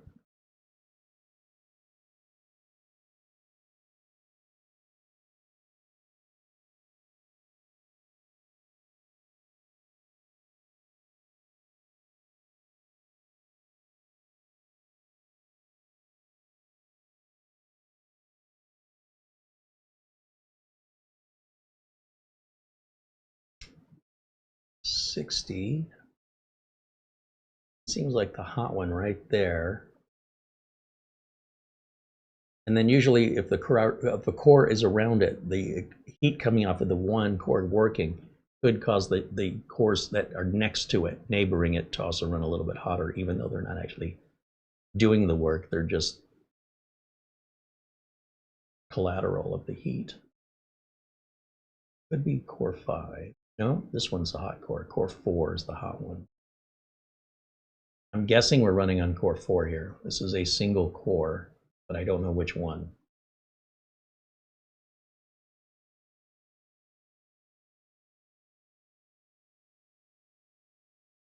And if you notice, the AMD Threadripper is only running at 2.7 gigahertz here, right here. So, you know, it's, again, it's more like a torque than it is about horsepower. It's about its pulling power. It's about how much it can simultaneously do, the number of lanes of traffic it has, and how it can use all of those lanes simultaneously. So if you guys are wondering, how come I only have 2 M.2 slots? Why don't I have 8? Because you don't have the bandwidth of your CPU to provide that much data throughput. And or how come if I put a graphics card in, my first M.2 runs half speed? Because you don't have enough lanes. If you want that many lanes of traffic, you need a higher end CPU. And you know, it only goes so high on the consumer side, and then you go into what is a server-based CPU. And then you're looking at lots and lots of money.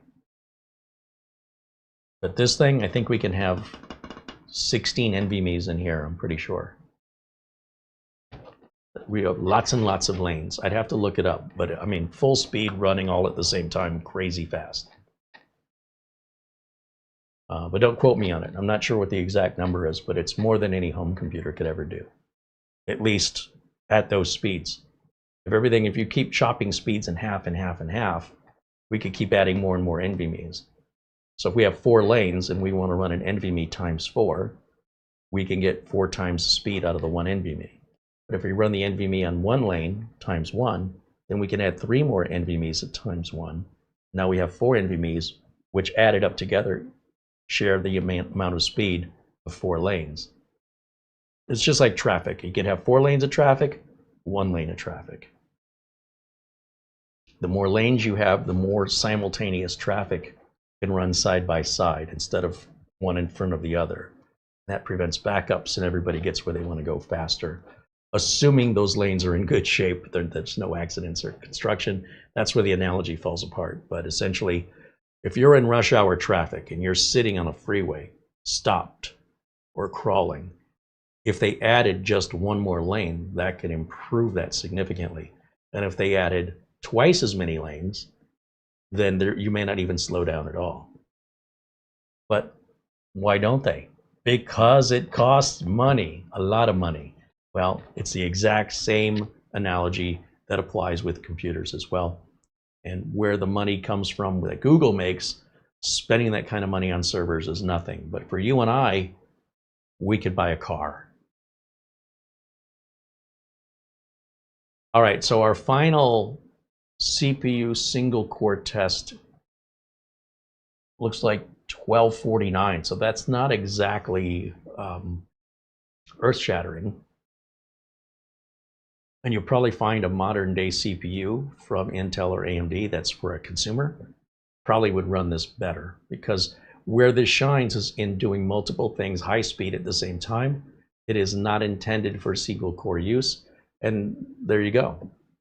It's a waste of money to buy this for single core use. You could get a much better value out of a consumer processor if that's the kind of workload you're putting on it. And these temps, they're fantastic. You know, the cooler's looking good. The BIOS is updated. I guess Windows has been updated. We'll close this. We'll close this. I can empty the recycle bin. We've got the new video driver installed. If I want to just double check my crystal disk mark, we should be running about 7,000 megabytes per second, a little bit more on our sequential reads on a Gen 4. What did I say this was? Was it a Feijing, or what brand is this? Western Digital.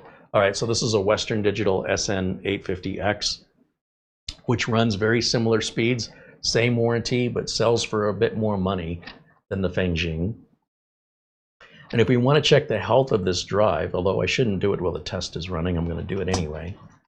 There's something called the Western Digital dashboard. So if I bring up the web browser here and just type in Western Digital SSD dashboard. It's a free download. You'd have to go and get it. You would not necessarily know this exists. It's not like they're giving you software in the box. And what we're looking for are, what's it called?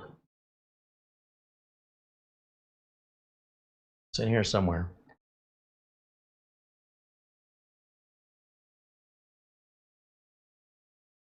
Western Digital Drive Utilities.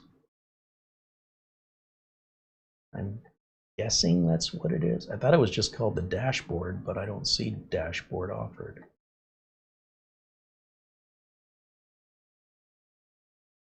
You know, Western Digital said we're not going to make NVMe drives anymore. That's only going to be SanDisk. I wonder if they might have moved it over to SanDisk side. No. Where did they move the dashboard to?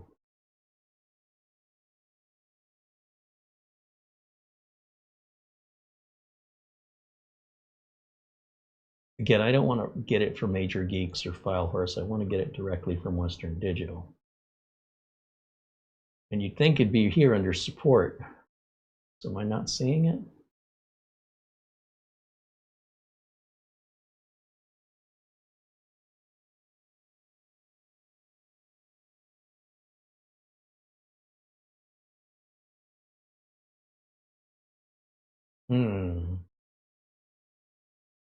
If I just search for dashboard.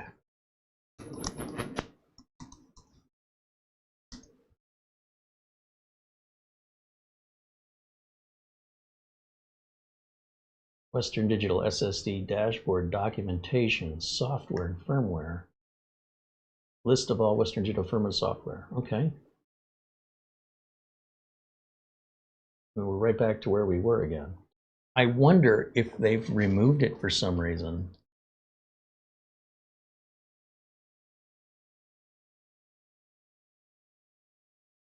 Let's see.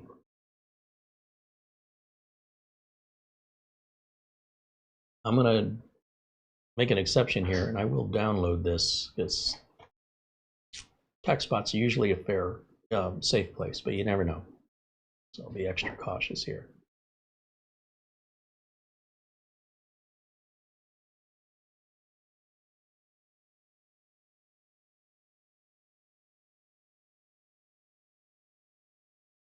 Where's my download app? See, that's the other problem with you. Thank you for choosing. If the download does not begin, click here.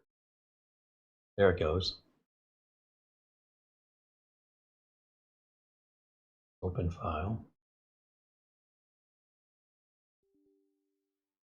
Let's close all that. Western Digital Dashboard 4225, install. There's only one reason to install this, and that's if you want to check on the health of your Western Digital SSD, or you want to check and see if there is a firmware update. And I'm going to just introduce this to you. I don't know if I've shown it to you before. Why does it say there's a SanDisk SSD connect? Oh, that's got to be my utilities flash drive. Yeah, I didn't unplug it. These don't normally have firmware updates, so I'm not worried about that. Go back to my devices. This is our installed drive.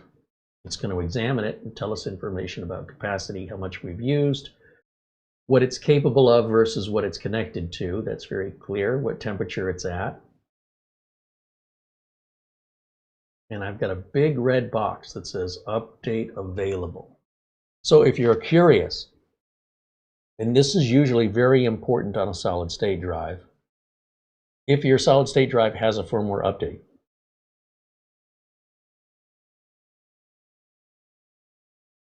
these are usually critical, and it kind of disappoints me that this just doesn't happen automatically.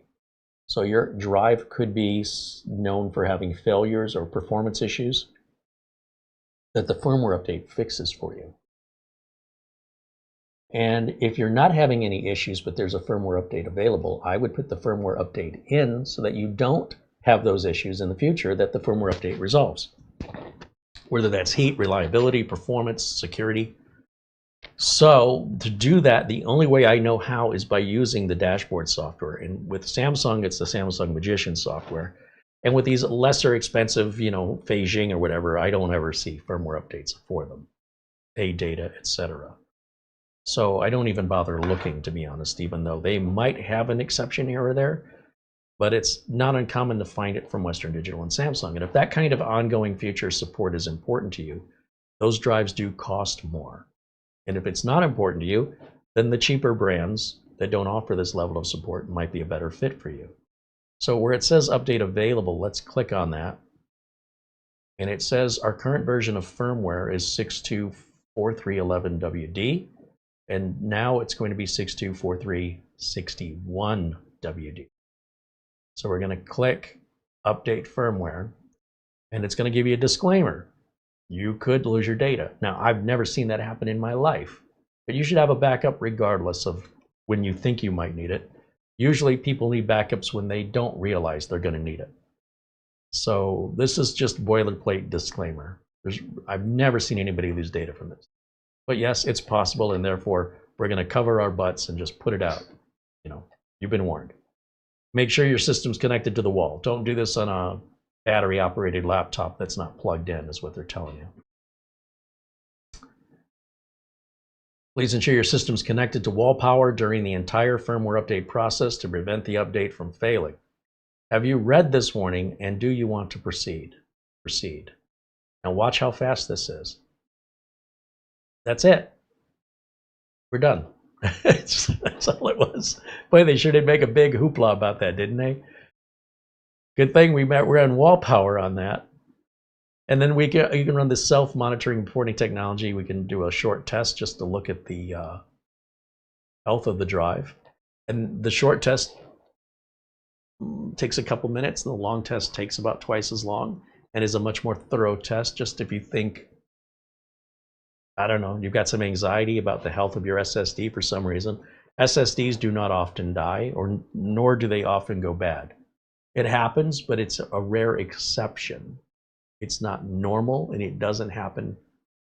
Usually, most people in their lifetimes won't see more than I don't know, 1 or 2 dead SSDs in your entire life if you're a regular consumer. If you're a technician like me, I might have seen 3 or 4 dead SSDs of all time. That's it, total. Compared to how many we've installed and how many we've seen roll in for, you know, system laptops and computer systems, mini PCs, we've probably seen close to 1,000. So 4 bad ones out of 1,000 in 12 years, I'd say that's pretty good odds. Now bear in mind, we've been running the Crystal disk mark on this, and those were our final numbers, and compared to what it ran when I first did it, we originally had 7342, 6592, and here we've got, wow, it's very consistent. So the good news is we haven't made it worse. Not that I thought I did, but if you just want to run these checks just to give you peace of mind, I mean, there's certainly better things we can do with our time. Unless you have a reason to suspect something's wrong, something is probably not wrong. But if you insist on looking, well, you know, that's how. I'm here to show you how to do it. I'm not necessarily here to encourage you to do that unless you have a reason. Now, here we're just about to see our results of the smart diagnostic. Let's hit continue. And it just reported everything was fine. I thought I was going to see details. We also want to make sure the write cache is enabled. If for some reason your write speeds are really slow, this would be where you check that. Now the trim command is basically the equivalent of like a defrag in a digital sense, instead of the rotating platters and data being spread across a drive platter, leaving gaps and holes and splitting the data up in different physical locations. The trim command is all digital, and it's not defragmenting so much as it's a data cleanup tool. And what's interesting about this is it's going to run in Windows automatically. Whether or not you're aware of it doesn't matter. It's a regular maintenance thing, but for some reason, some people like to run this by hand. They don't want to wait for Windows to do it, or they don't know. So if we go to the yellow folder here, and I look at my C drive, right-click on it, go to Properties, and then under Tools, right here, it says we have the option to optimize and defragment. So when I hit Optimize, what we're going to get is a trim command here. Now, how do I know that? Well, it actually tells us. If I hit Optimize, it'll say it's being trimmed, not defragmented. But unlike the Western Digital tool that said, hey, this could take a few minutes, so you wouldn't want to do this and immediately shut your computer off because it wouldn't have been done yet. Here we're getting a progress meter that's doing the exact same thing the Western Digital tool was offering, but it's giving us an update as to when it's done. You could see an improvement in your performance, but you likely won't. And Windows does handle this automatically, so you don't have to worry your pretty little head about it. I'm done with my flash drive, so I'm going to go ahead and unplug that. It's my utilities flash drive that we plugged in and copied those testing utilities off of. That goes back in the drawer. And yeah, no, this thing's running great. Again, I have to guess that the problem all along was something with the compatibility with the Jet KVM. I could have tried other USB ports. It may have just been the series of USB ports I was using. Your guess is as good as mine. This thing's a rocket. Nothing wrong with it.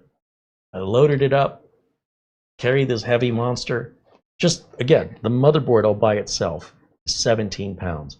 And you add the weight of the cooler, the case, the glass, the video card is massive in this. I don't know what this weighs, but Patrick at Serve the Home was impressed that I could pick it up. His eyes were like, are you Hercules? Come on, it's nothing. Gen X, man, we got this. Yeah, the Be Quiet case is no slouch either. That's a heavy, thick, well-built material, you know, thick steel. And that tempered glass, that's a big old piece of tempered glass. That in and of itself is a couple pounds. Anyway, I get to load it back up in the trunk, take it back over to studio. I should just find a place for it here, honestly, if it's going to sit. I don't have any room. I don't know what I'm going to do. Let me get back over to the chat room. Let's go full screen here on camera 1. And then back over to the chat room, which is over here. And let's see what you guys have been saying.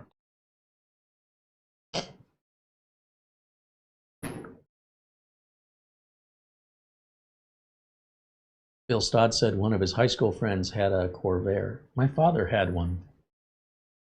I see photos from the 1960s. Before I was born, I guess he had a Corvair. And I think my mother said, "You have kids now. You need to get rid of that car." I think on the Corvair, the problem was the engines were catching fire. And I think the issue with convertibles is that it could decapitate you in a rollover crash. So I think Ralph Nader, he did this book called Unsafe at Any Speed. I think that's what it's called. Google it, because now you got me curious. This was a long time ago. This was the 1970s. I think Ralph Nader's a professor at a college now, isn't he?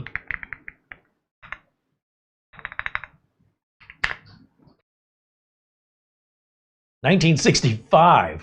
Whoa. Never mind. That happened a long time ago. 1965. And here it is in 66. Designed in dangers. Unsafe at any speed. And Ralph Nader's still at it. Here, still unsafe. Well, that's a different author. That's 2009, and even that feels old now.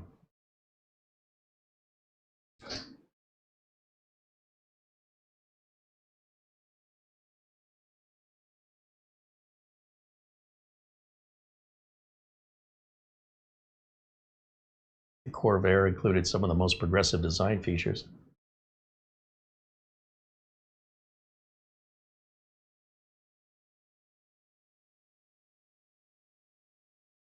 Killed the Corvair.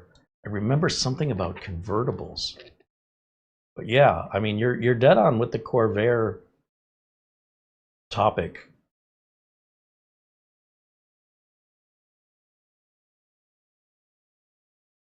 So what am I thinking of? It was Ralph Nader, wasn't it?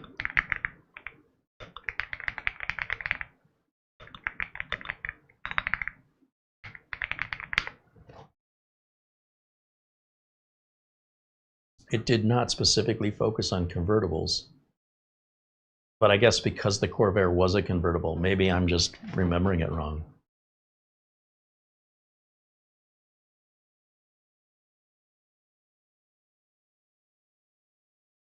Its rear suspension design made it prone to rollovers. So something about the rollover and the fact that it was a convertible and therefore all convertibles would be unsafe if they roll over, I think was the implication, although not necessarily said.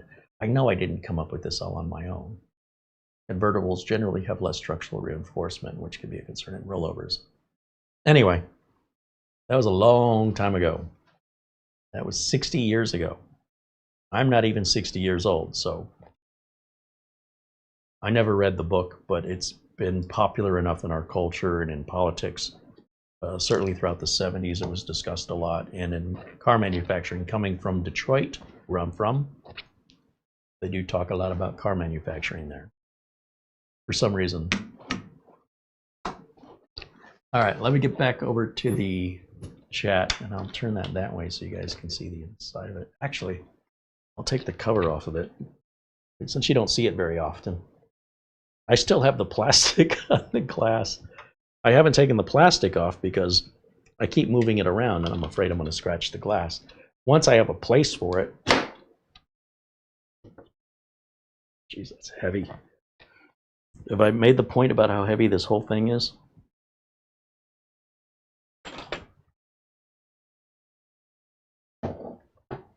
Don't gouge the floor, Carey. I did very minimal cable management on this. Just the bare minimum. I could probably tuck that in a little better. I think I did have it tucked in and I didn't strap it down, so it just keeps coming back out again. Nothing a single cable tie can't fix. And if you look on the cooler screen, it tells us right here what our temperature is. which right now says it's 50 degrees Celsius. There's a little thermostat. You know what? Will camera 2 pick that up? Let's see. Not quite. Not quite. Okay, I tried. Look at all that RAM. Do you see all the RAM above and below?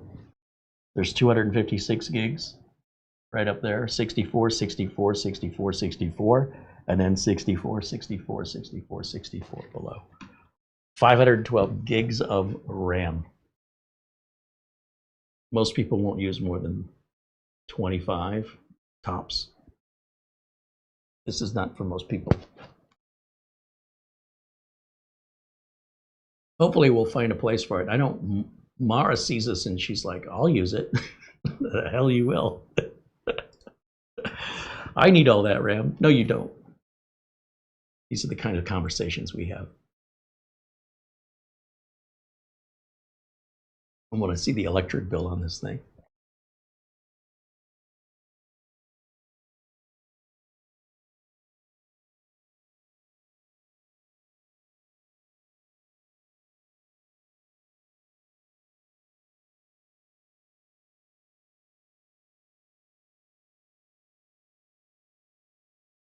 Mark Leibowitz says, another busy day in Chi-Town. Or is it Chi-Town? I never quite know that. I guess it would be Chicago, it would be Chi.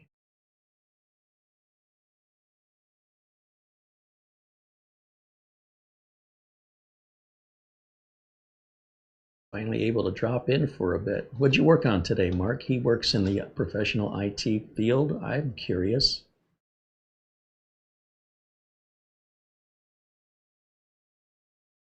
He says, I think the consultant whose client I just took over got his IT education in 1965. Nothing quite like a gross encounter of the worst kind with incompetence. That is called job security. Thank goodness those people exist. They have almost paid for my car.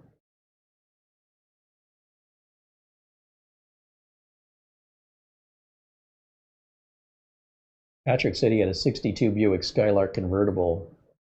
Love that little car. Little? You think that car was a Buick Skylark?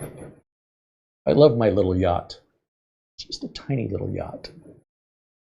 It was a nice car though. It wasn't little. It ain't exactly Fiat 500 level, Mini Cooper level, smart car level.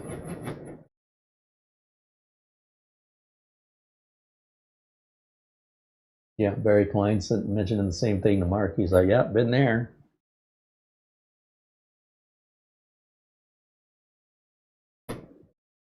Rajan Guy says, how heavy is that server? Would you say it's over 75 pounds?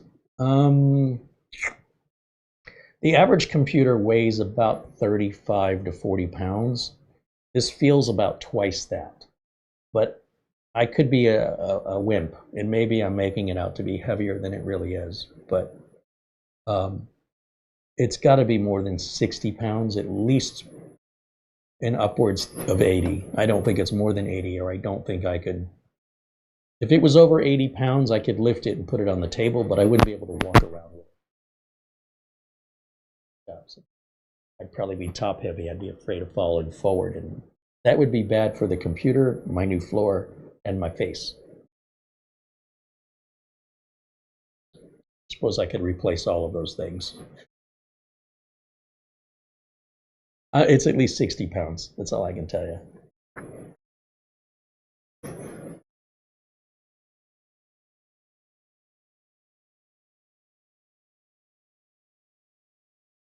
Dennis wants to know what a used server like this is worth.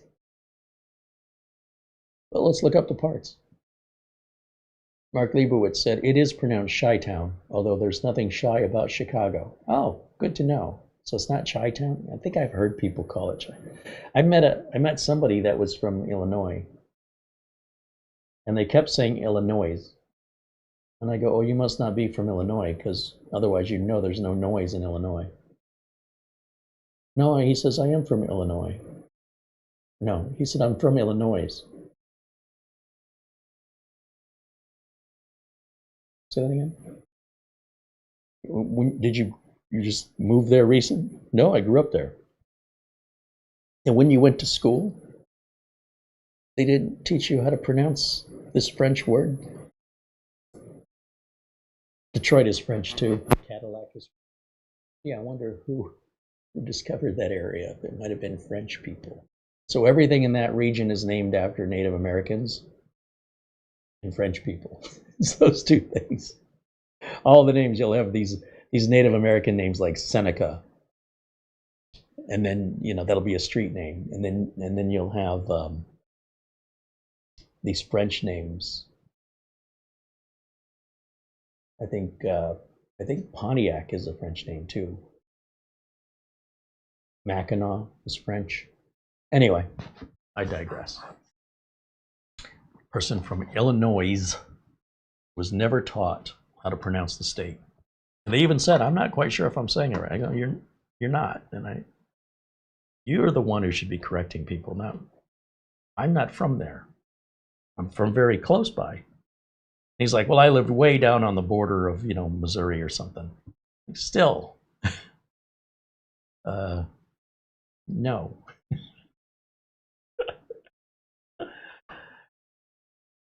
But here I am. I don't know if it's Chi-Town or Chi-Town. Now I know. I'll remember. Maybe. So what is a system like this worth? Well, let's take a look at an Amazon and let's price this out.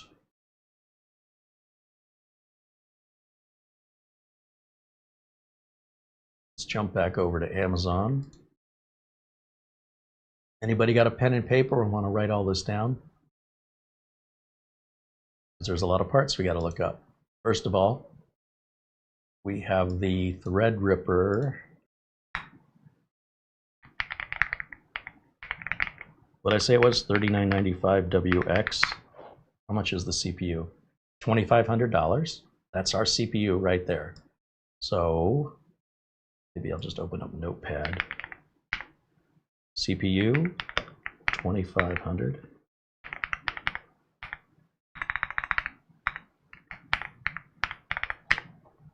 Then we've got the motherboard, and that is, let's see, the ASUS what did I say it was called?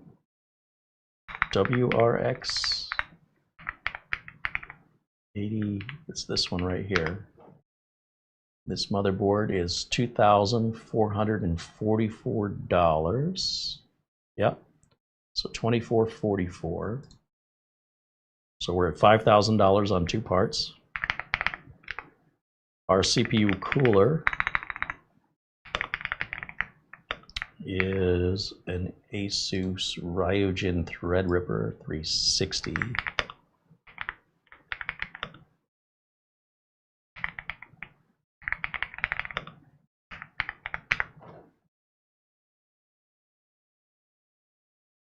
I need one for Threadripper.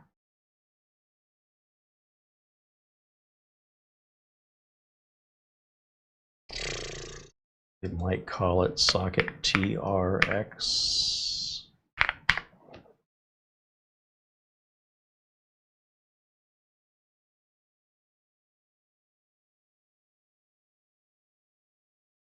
$56.56 without tax. What is? Total price. 7? Did you get the RAM in there? Yeah. Did you get UDIMM ECC RAM? Yeah. It came out to 7,600. Did you include the case?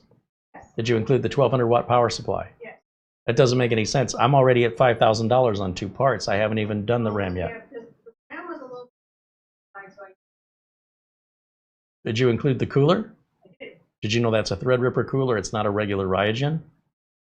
You have to make sure you get the socket right. It's a bigger block to fit on it. The chip is twice the size. No, you're way off. Even the RAM, 64 gigs of DDR4 UDIMM.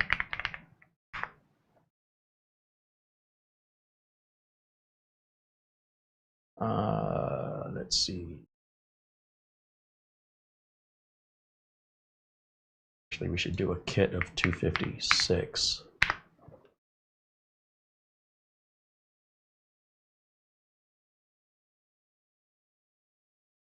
Here's a UDIMM kit here.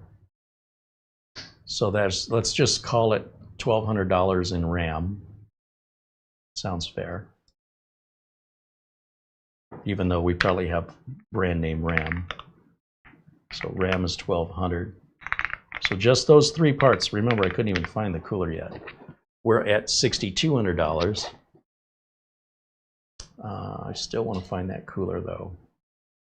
And the cooler is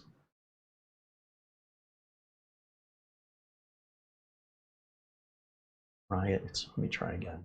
Ryujin.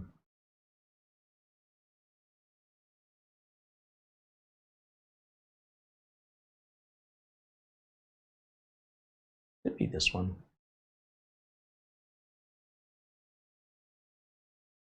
I realize they probably don't make this particular block style anymore. So I'm gonna guess it's probably a $300 cooler.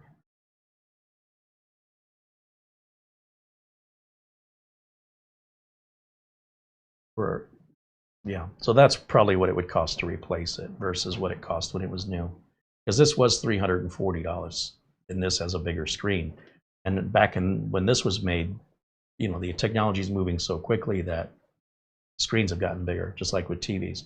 So let's call it $300 on the cooler. Then we've got the bequiet case, which is a, what is this case?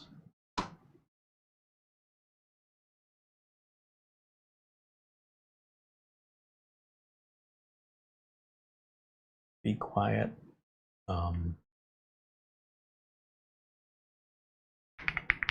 Shadow Base 800, I think.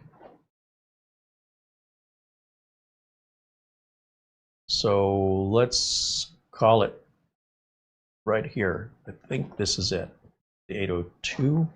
No, it's not an 802. We don't have feet like that. Or do we? Maybe I didn't put them on. Got the big grate in the front, not glass. $240 for the case. Let's write that down. The GPU is an NVIDIA RTX 3090 Founders Edition. That is between $1,229 and $1,350. Let's say, and this is renewed, not brand new. I don't think you can buy them new.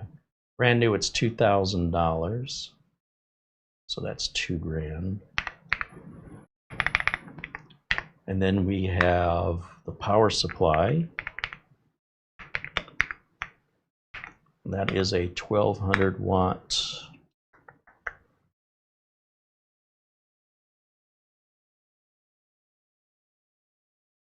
Which model is this? EVGA 1200 modular.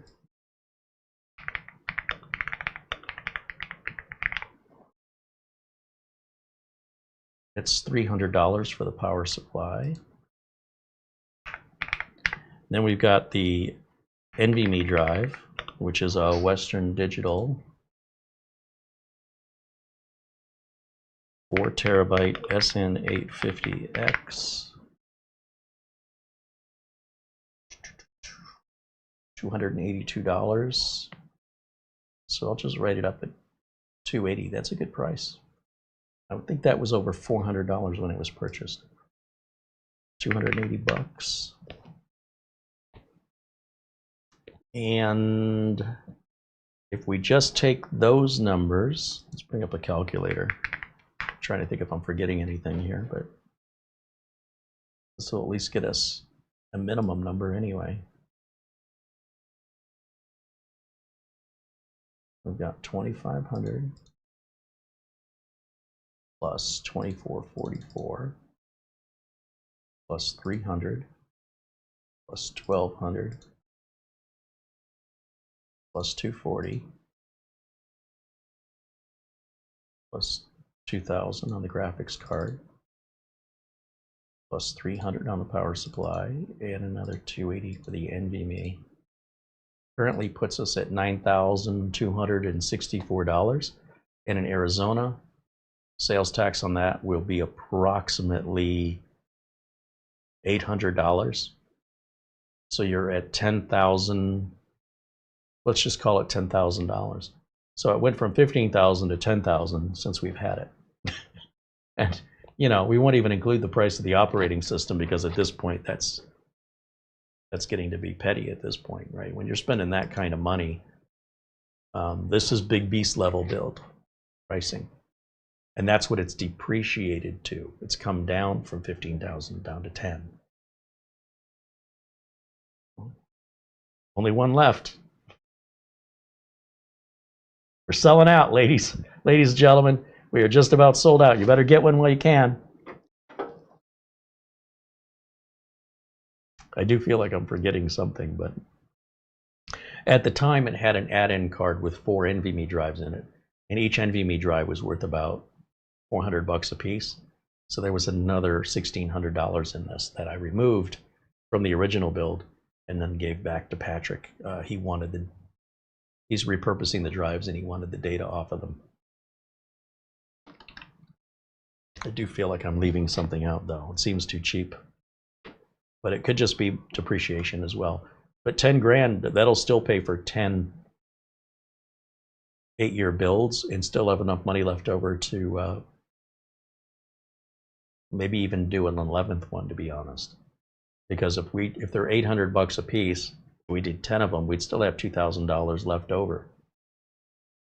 But yeah, I'm not exaggerating when I say this thing is heavy, expensive, and over the top loaded. So how many would you like? We can always build more.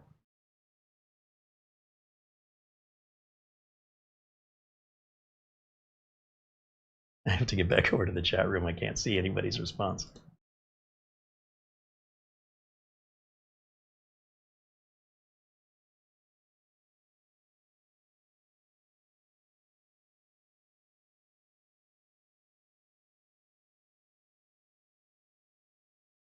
John Paul Bacon says, if you were to build an EPYC server versus Threadripper, how much more would the EPYC build be above the Threadripper?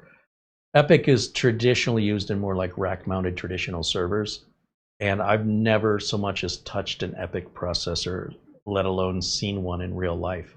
I think the only time I saw one, because remember, I was already out of the corporate environment before that chip came out, would be when I toured Patrick over at Serve the Home. I toured his studio, and he has quite a few of them there. But I don't work with those. It's not the kind of work that I specialize in, and it's not my wheelhouse. And I can't really tell you the pros and cons of EPYC versus Threadripper, other than EPYC, from my understanding, is more traditional server-based for larger platforms, more deployment of hundreds of them. Most people don't just buy one EPYC. They usually buy them by the dozen at a minimum, maybe even by the gross, depending on the organization. And you know, for these organizations of this size, the money's not the issue. Like that's nothing compared to the amount of money they're going to make with them.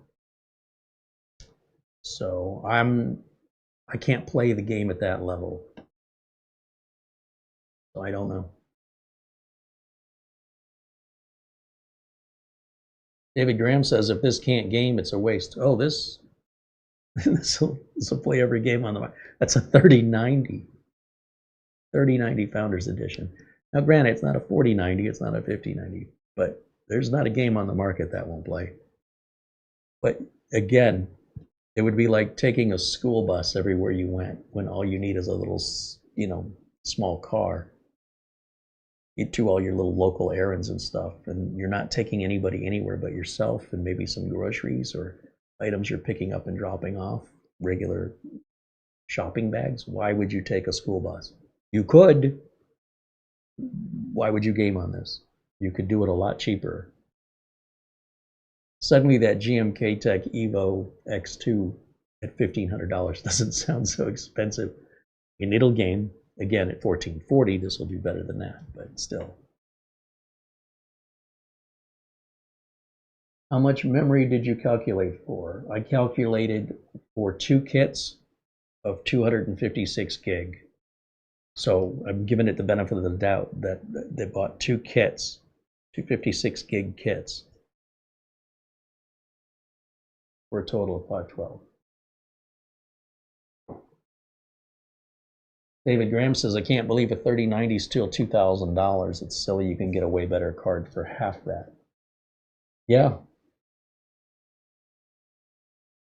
There's other reasons people buy the cards that may not be for playing games, where the 3090 might outshine a different card in a specific application, or they require it for some other reason that neither you nor I know what that is, but it doesn't discount the fact that they need it. And it doesn't discount the fact that if nobody was buying it at $2,000, they wouldn't be selling them at $2,000. So the marketplace decides the value, not you or me. One man's trash is another man's treasure.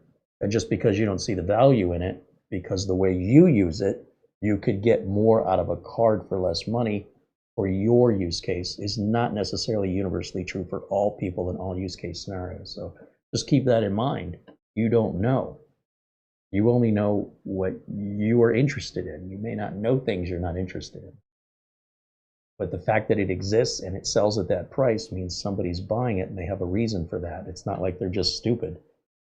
I mean, they could be, but I don't think there's a big enough market of people that are both stupid and have an extra $2,000. Usually it's one or the other. Because if they did have the extra $2,000, they wouldn't have it very long.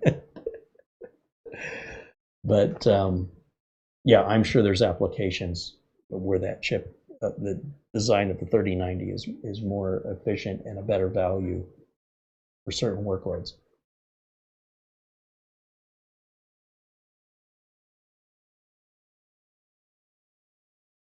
Gregory Howard says, I have too many computers already. Said nobody ever. You know how many computers Mitch has now? I think he's up to 5. A single guy living by himself. Doesn't have any kids, doesn't have a wife. There's only one person that is going to use any of those 5 computers. It won't be for guests. It won't be for visitors. It's just for Mitch. So I guess he just doesn't want to have to get out of his chair and walk the 20 feet to the desk. Just put a computer 20 feet over there, and then there's every 20 feet he needs a computer. Who am I to talk? You can't walk 10 inches here without bumping into a computer. So, you know, talk about the pot calling kettle black here. Who am I? Except my sickness can be justified that I do this for a living. He doesn't. Hey, there's Ron Hilliard joining us. I've known Ron a very long time. Good to see you, Ron. Hope you're doing well. Mara says there is never too many computers, and the same with cats. Oh boy, crazy cat lady. Here we go.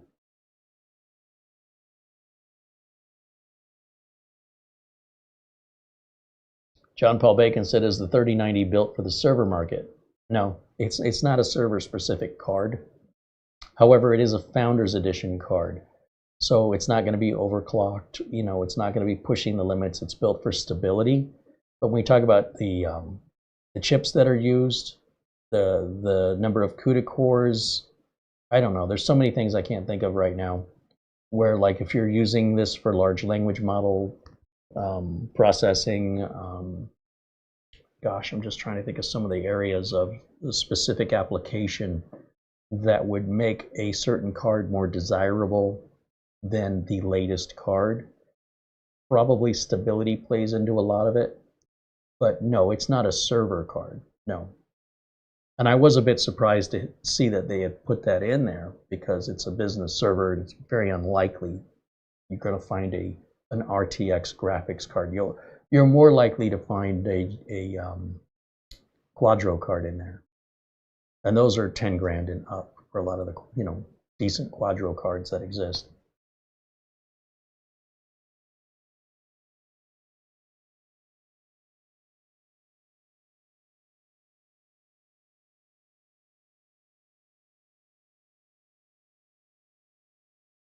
Barry Klein, you are not helping.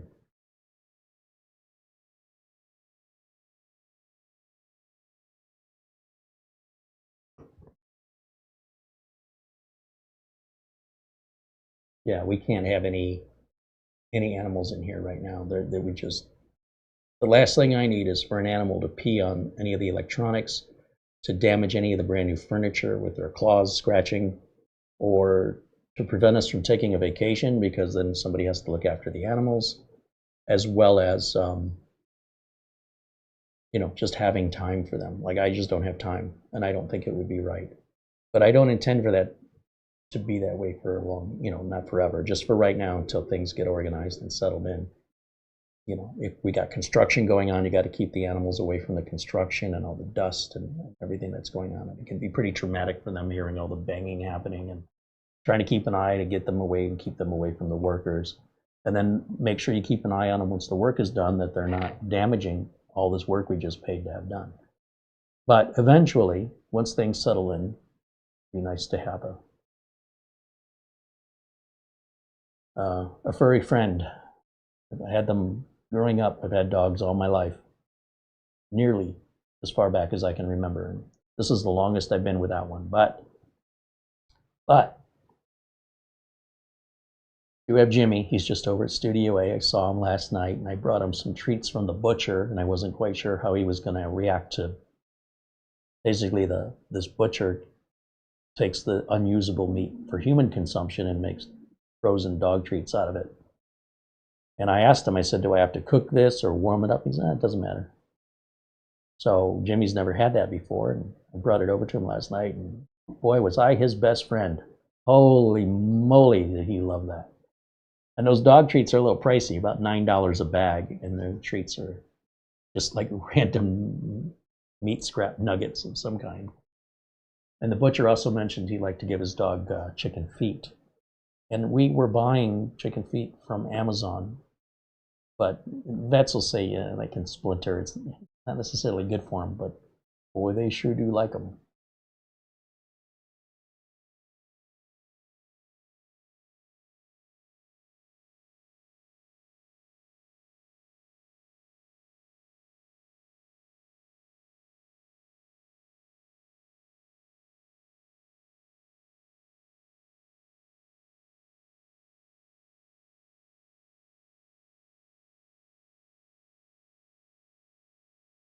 And thankfully, I went to Studio A after the broadcast yesterday because I came back, dog hair all over my shirt, hugging on Jimmy.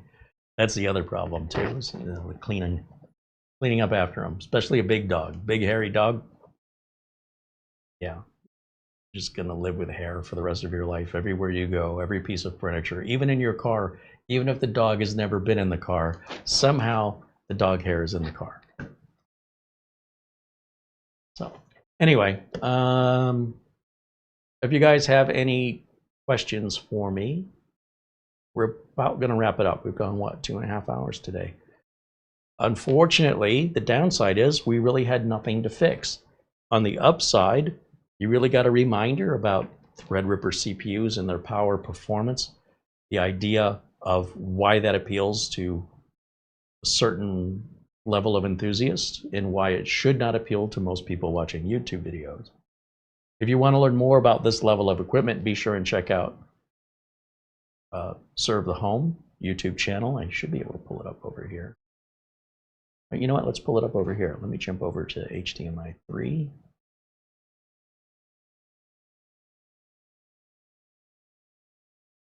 And lately, especially the last 6 months, Patrick has been traveling and getting invitations to look at data centers that no one else has ever been allowed to look at before.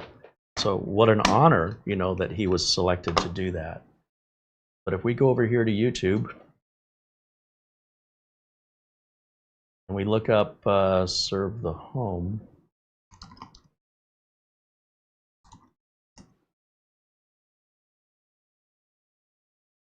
right here is his YouTube channel. And he might look familiar. If you're like, who is that? Then you see his face. Oh, I know who that is. And he's looking at some level of equipment here that will just absolutely blow your mind. When he mentions a lower cost AI, we're talking tens of thousands of dollars. That's quote unquote low cost. Here he's showing you that there are now memory modules DDR5 laptop style SO-DIMM memory modules that are 64 gigs each now. So instead of the 96 gig limit, it's now 128 gigs. And he wanted to see if he took this older Lenovo, if he could just pop 128 gigs or 2 sticks of 64 in there. And it did, it worked fine. So now we can go up to 128 gigs of RAM. In fact, if you go to Amazon, there's not a lot to choose from. I think only Corsair makes it, but you're gonna see more and more of this available. And we just, oh, and Prime Day is coming up, by the way. It'll be 4 days instead of 2 days. So they're extending the amount of time people have to shop. DDR5, 128 gig SO-DIMM. And it's a stick, it's 2 sticks. See, normally 96 is the limit. But they've been able to increase that now. Why am I not finding it? I guess I gotta go 64 times 2. Now this is 32 getting to 64. So it would definitely be 128 gig. And I think it's Corsair is the one who makes it, if I'm not mistaken. 96, 96. That's all full size.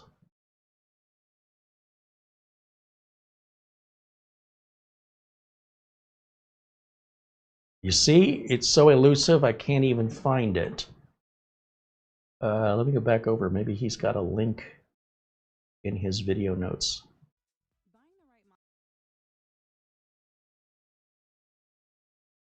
Oh, it's crucial. That's why I couldn't find it.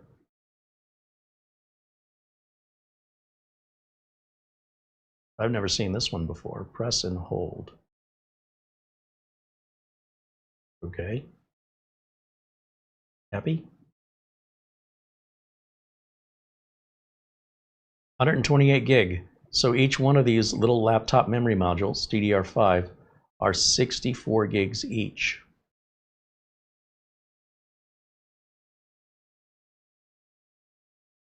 $300. I think I saw it on Amazon for $279. And as far as I know, this is the only manufacturer. However, it shouldn't be but a few more weeks, maybe 2 months at the most, that you'll start seeing everybody else offering that. I don't recommend it. I don't think most people even use more than 32 gigs of RAM, but it's your money. I'm just providing information. It's up to you to provide common sense. So going back over to YouTube, Patrick has seen some data centers that nobody's been allowed into, such as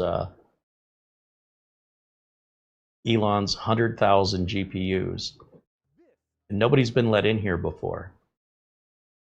And when he walks through here, you need to understand the scale that we're talking about. And this thing is insane. And a lot of it's proprietary, so obviously they would have to check the video. Presumably, it should be obvious that they'd have to check and make sure what Patrick is releasing is okay with them. You want to talk about cable management? Here's some cable management for you. And this isn't done. This is just the beginning. It gets, those are the cooling, that's what the cooling, seriously, I know I'm laughing. It's so over the top ridiculous. And the amount of power. Those racks are just coolers. That's all they are. They're liquid coolers. That's why you see the hoses going in and out, in and out, in and out. It is insane the amount of power these data centers consume, let alone the cost of the equipment, let alone the cost of the warehousing, let alone the cost of the configuration and assembly. So a network architect designs all of this, and then somebody like me would be like the construction worker. So guys like us, we're building the house, but we didn't make the blueprints. In much the same way, all of this network is architected with a blueprint. And guys like me, well, you'll have a couple of guys involved. Well, people, doesn't have to be guys. It's primarily guys for some reason, but doesn't need to be. They'll unload pallets that weigh thousands and thousands of pounds onto forklifts and bring them in from the truck into the building. So that's, you got the delivery people, You got the loaders and unloaders. Then you got the people who will stage the equipment, meaning they're going to get the pallet unwrapped and start stacking the devices next to an empty rack. That's where people like me will often come in, the techs, and we start to install into the racks according to the blueprint that the network architect is already designed, and we just have to, basically it's like putting together IKEA furniture. You don't have to think.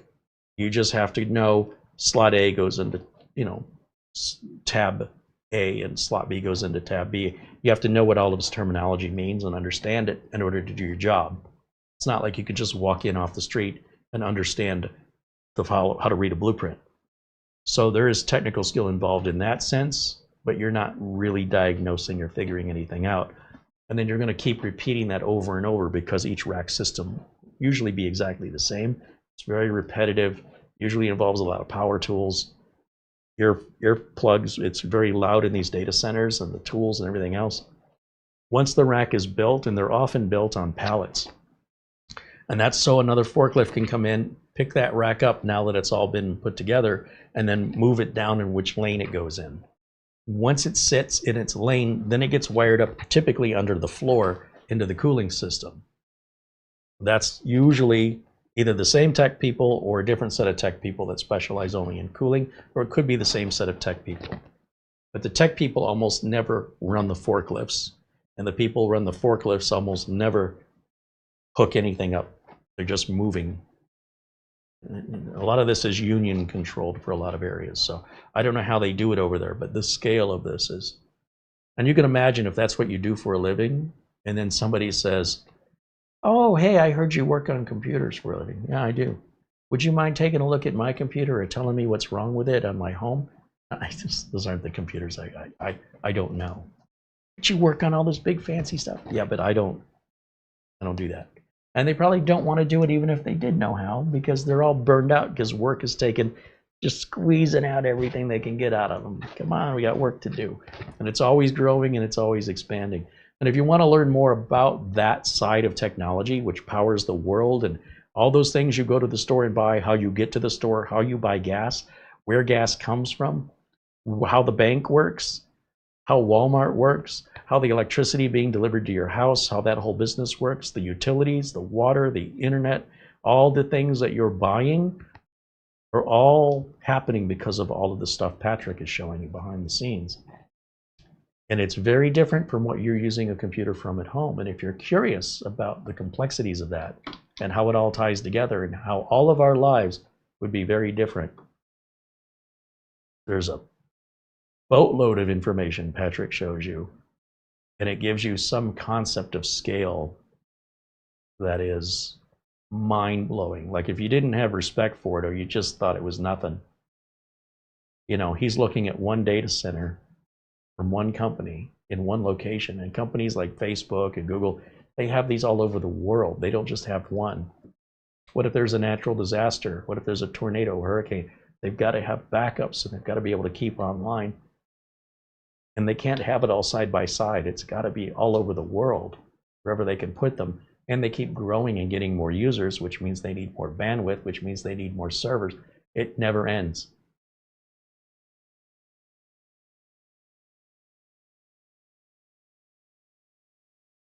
Yeah, Phil Stott said what they don't show you is the nuclear power plant next door to power it. Yeah, and it's some concern with the chip factories coming into Arizona about how much water they're going to use to run these plants. Gregory Howard said, I have a question. How do I get rid of all of these PCs? I don't know. I've been trying to answer that question for years. If you come up with an answer, please share it with me.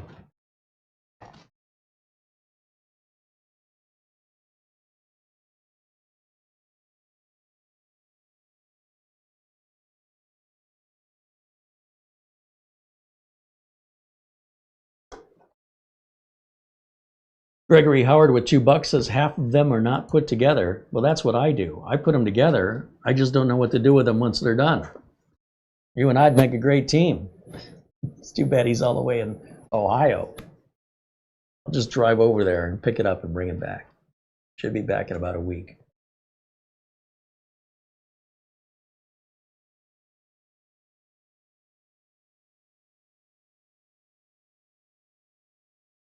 Barry Klein said, Microsoft just agreed to buying all the power generated by 3 Mile Island. Yeah, I think they're only starting one of the towers. But yeah, that's true. It's in the news.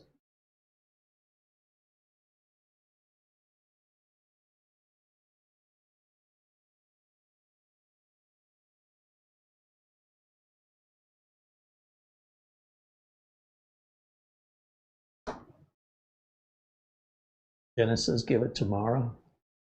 Thanks, Dennis. Now we know whose side you're on, traitor.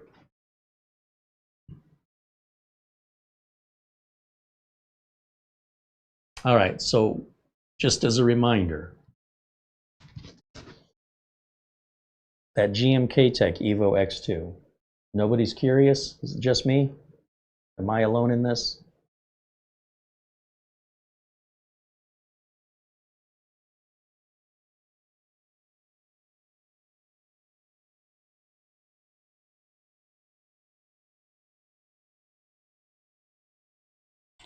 I know I have a delay from when I talk to when you hear me, and I'm just kind of pausing, waiting for any responses.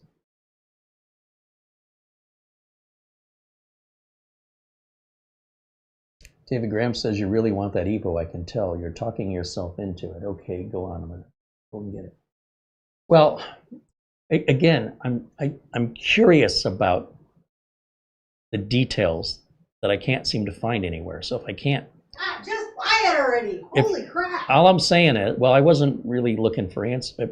When I was asking the question, then I got distracted. All you've done is yak about it for 2 weeks. It bothers me. It Well, really bothers me. And get it out of your system, I'm like, or else you're not going to shut somebody up should do an in-depth review on this. Then do it. Nobody's done one. Then do it. So maybe if I wait, somebody will.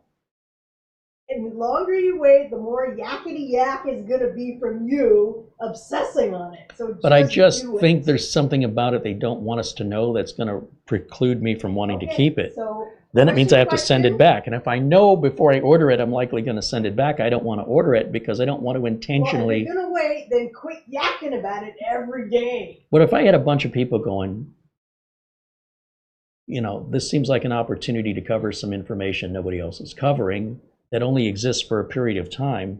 You could be the first one to discover it. Then do it. But on the other hand, if it's a product they're not interested in and don't care either way, Right. then who's it for? Well, the members have their opinion. Then That's you why have I'm the asking the members. worldwide audience that has the opportunity to either post in the forum or send us an email and tell us, would you like us to do a real, live, unscripted, absolute 100% honest review of that GMK Tech? Barry Klein said it's the equivalent of the Cybertruck mini computer. I agree. I can understand the Cybertruck. I get that. Yeah. But the only thing I don't get on the Evo is its price, Right. if that's the reason why. Or its size. It's pretty large for a mini. It's a jumbo prawn. Right, and all you've done is talk about it for like 2 weeks every day.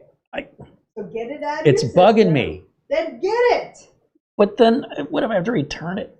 And what if Amazon says, That is a risk. And is it a Is it risk worth you're the willing risk? to take? If it's not the risk you're willing to take, then wait for them to respond. There's a small possibility they will respond positively. Phil Stott says it has a Radeon 8060 integrated GPU built into the chip. Yeah, this new, see, I don't know much about the Strix Halo, but it's something high-end on the GPU. That's all I'm not worried about the CPU. That CPU is basically the same CPU that other mini PC manufacturers are using or will be using. It's just GMK Tech is kind of first with it. So I'm not really too concerned about the GPU or the CPU. I'm more interested in the unique design of GMK Tech and the fans and the RGB and the overall look of it and practicality and value, if there's any value there. And what I'm getting at, again, is because nobody's done a video on this thoroughly, is that with intention? Is the lack of information there on purpose because they don't want you to know those details? Or maybe the whole thing is great and there's just a lack of review for some reason. I don't know.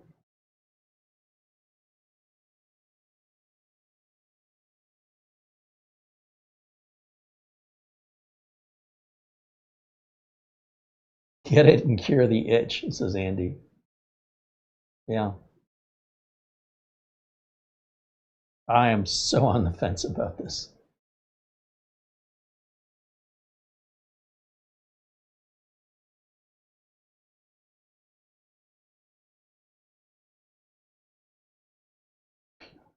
Ideally, a company sends us a product, right? And if it's an expensive product, we're more than happy to send it back. We don't need it. I just need it for the review. Once the review is over, unless we're going to revisit it.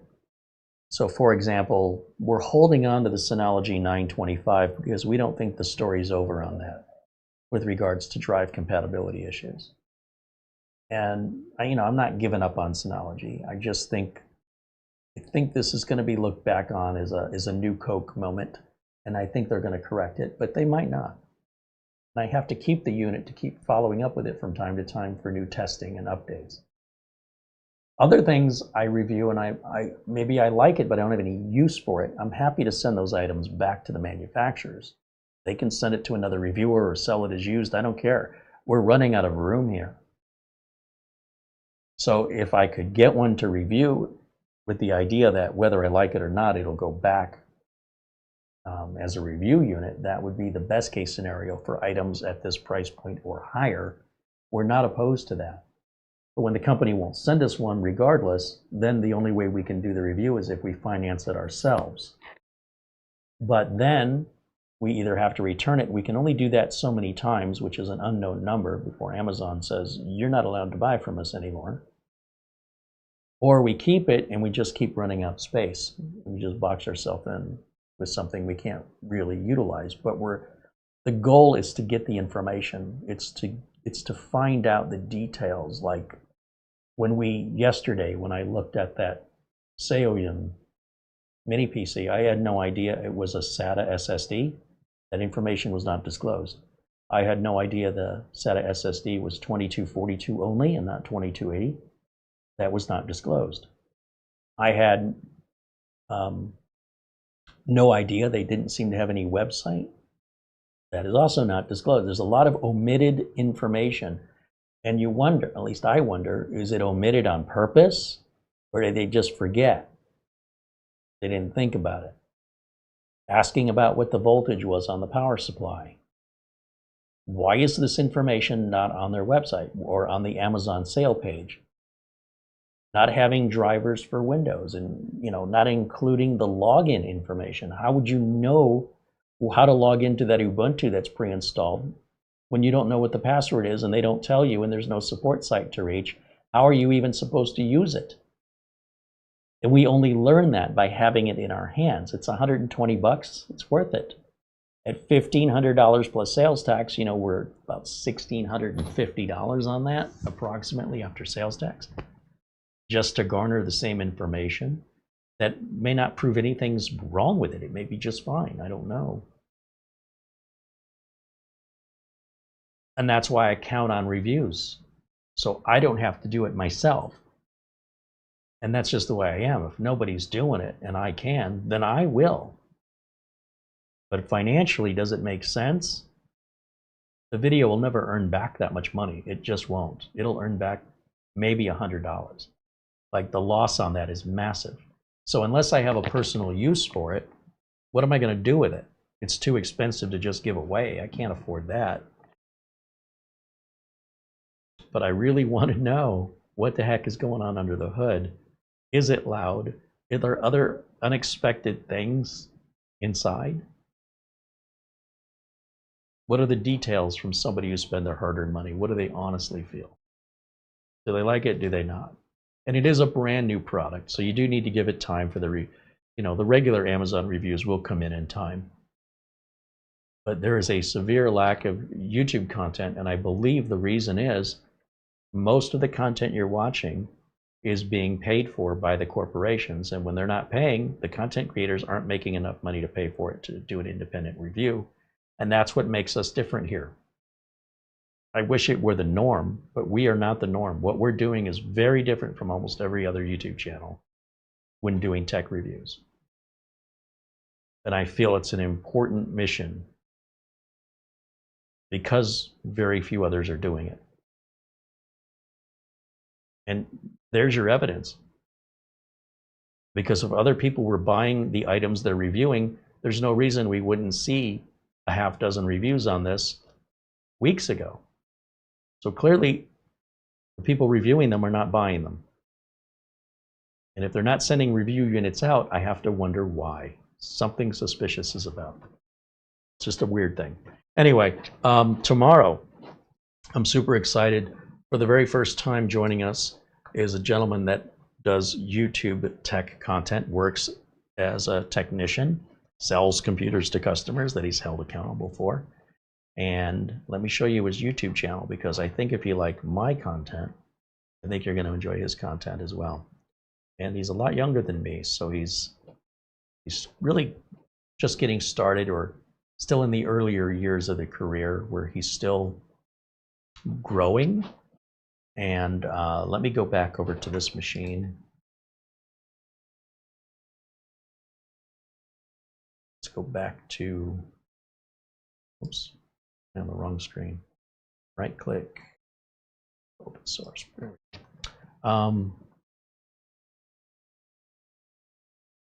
Matt's Computer Services. His name is Matt. And what I'm interested in, what I'm really looking forward to with Matt is he went to Computex. I've never been. And he went out there to Taipei. And he's only got 4 videos out of that. But you can see the kind of content he does is right up my alley.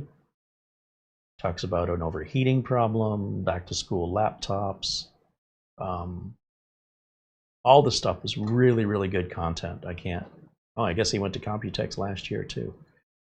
Anyway, he's never been on the show before. He's going to join us tomorrow. We hope you will too, and bring your questions for Matt if you're curious about how he does his business and where his preferences are. If you're curious, you can talk directly to the man himself. He's a growing YouTube channel. He's doing pretty good. He's got 111,000 subscribers. 1,300 videos is fantastic. That's a lot of content. So be sure and give him a like and subscribe. Be sure to always check out the live tab. Although it doesn't look like he's done anything live for a while. And there's the shorts tab and the videos tab. It's a shame that YouTube separates the videos out like this, because so many viewers don't know how to find the live videos. So they think the last video I made was 6 weeks ago. They don't think I'm making content as often because they're not aware of these tabs. What are you going to do? So anyway, tomorrow at 1 o'clock, Matt's Computer Services will be joining us. Friday, we're going to complete, hopefully, the mini ITX build that we started. I've got the case, I've got the power supply, I've got an air cooler, and I've got a liquid cooler. My preference is if the air cooler will work, I think it'll look better. But if the air cooler isn't enough to keep the CPU cool, then I will switch over to one of the liquid coolers we have here. I'm sure I've got something. But that'll be Friday. A shout out to Mara again for all the work she does behind the scenes and putting up with my obsession. Why is there no information on this computer? Thanks to each and every one of you for being members and supporting us here. And it's through your contributions that I could even entertain the idea of buying that. It's just that one thing is $1,650, and that'll about wipe us out. Or I could use that money for other little projects, but I can't think of any right now. It's not like I have to spend it. It's just sitting there. There's nothing new coming up for a while. There's not going to be any Wi-Fi 8 for a long time, and that's just a more stable Wi-Fi 7. That's all it is, so who cares? There's going to be no new AMD or Intel CPUs probably for a while. That also means there won't be any motherboards, new boards, for at least a year. So we won't see anything new in that regard for networking, CPUs, heck, even video cards. I don't think we're going to see anything new until around the end of the fall, beginning of around the holiday time. Probably see some new Intel CPUs. I think Intel did release, finally, I think they did release more of the Ultra series processors, but I feel like they're a day late and a dollar short on that. You're not seeing a lot of content on that because, quite frankly, they're not a lot to phone home about. They're okay, but there's no screaming deals. And again, we're still using the same boards. So yeah, we're kind of in a limbo here. So we're open to your ideas. You know, if it's something we can do, something you want to see, no harm in asking or making a suggestion. Thanks again to our friends at SCD Keys, where I buy the Windows licenses and Office licenses that I use. In fact, I had to go on there and buy a license for that little PC that we put Windows on yesterday. And they always work. They've got great support. They're always legitimate, real license keys. Again, if you run into any issues, you reach out to them. They will make it right. If they don't make it right after you let them know the issue, then you reach out to me, because the buck stops with me. And very rarely does anybody ever have to do that. If you don't know how to get a hold of us, this is the other thing people keep saying, I don't know how to get a hold of you. Well, I guess they're not watching the video, because on every, with few exceptions, on every video, I keep putting the email address up over and over and over. And yet I will still get messages from people on Facebook and other email addresses going, I don't know if this is how to reach you. I don't know how I could make it any clearer. It's not a secret. It's the public. What are you going to do? But if you reach out to that email address and you spell it correctly, you'll always get a response from us, usually in less than 24 hours. All right, guys. Thanks again for all of your memberships. Thank you for the super chats as well. And that includes thanks to Gregory Howard and Al Perez, our friend Buster. A welcome in once again, a warm welcome to Caffeinator, who just became a member today. Thank you for supporting us here. And then we had that email earlier, didn't we?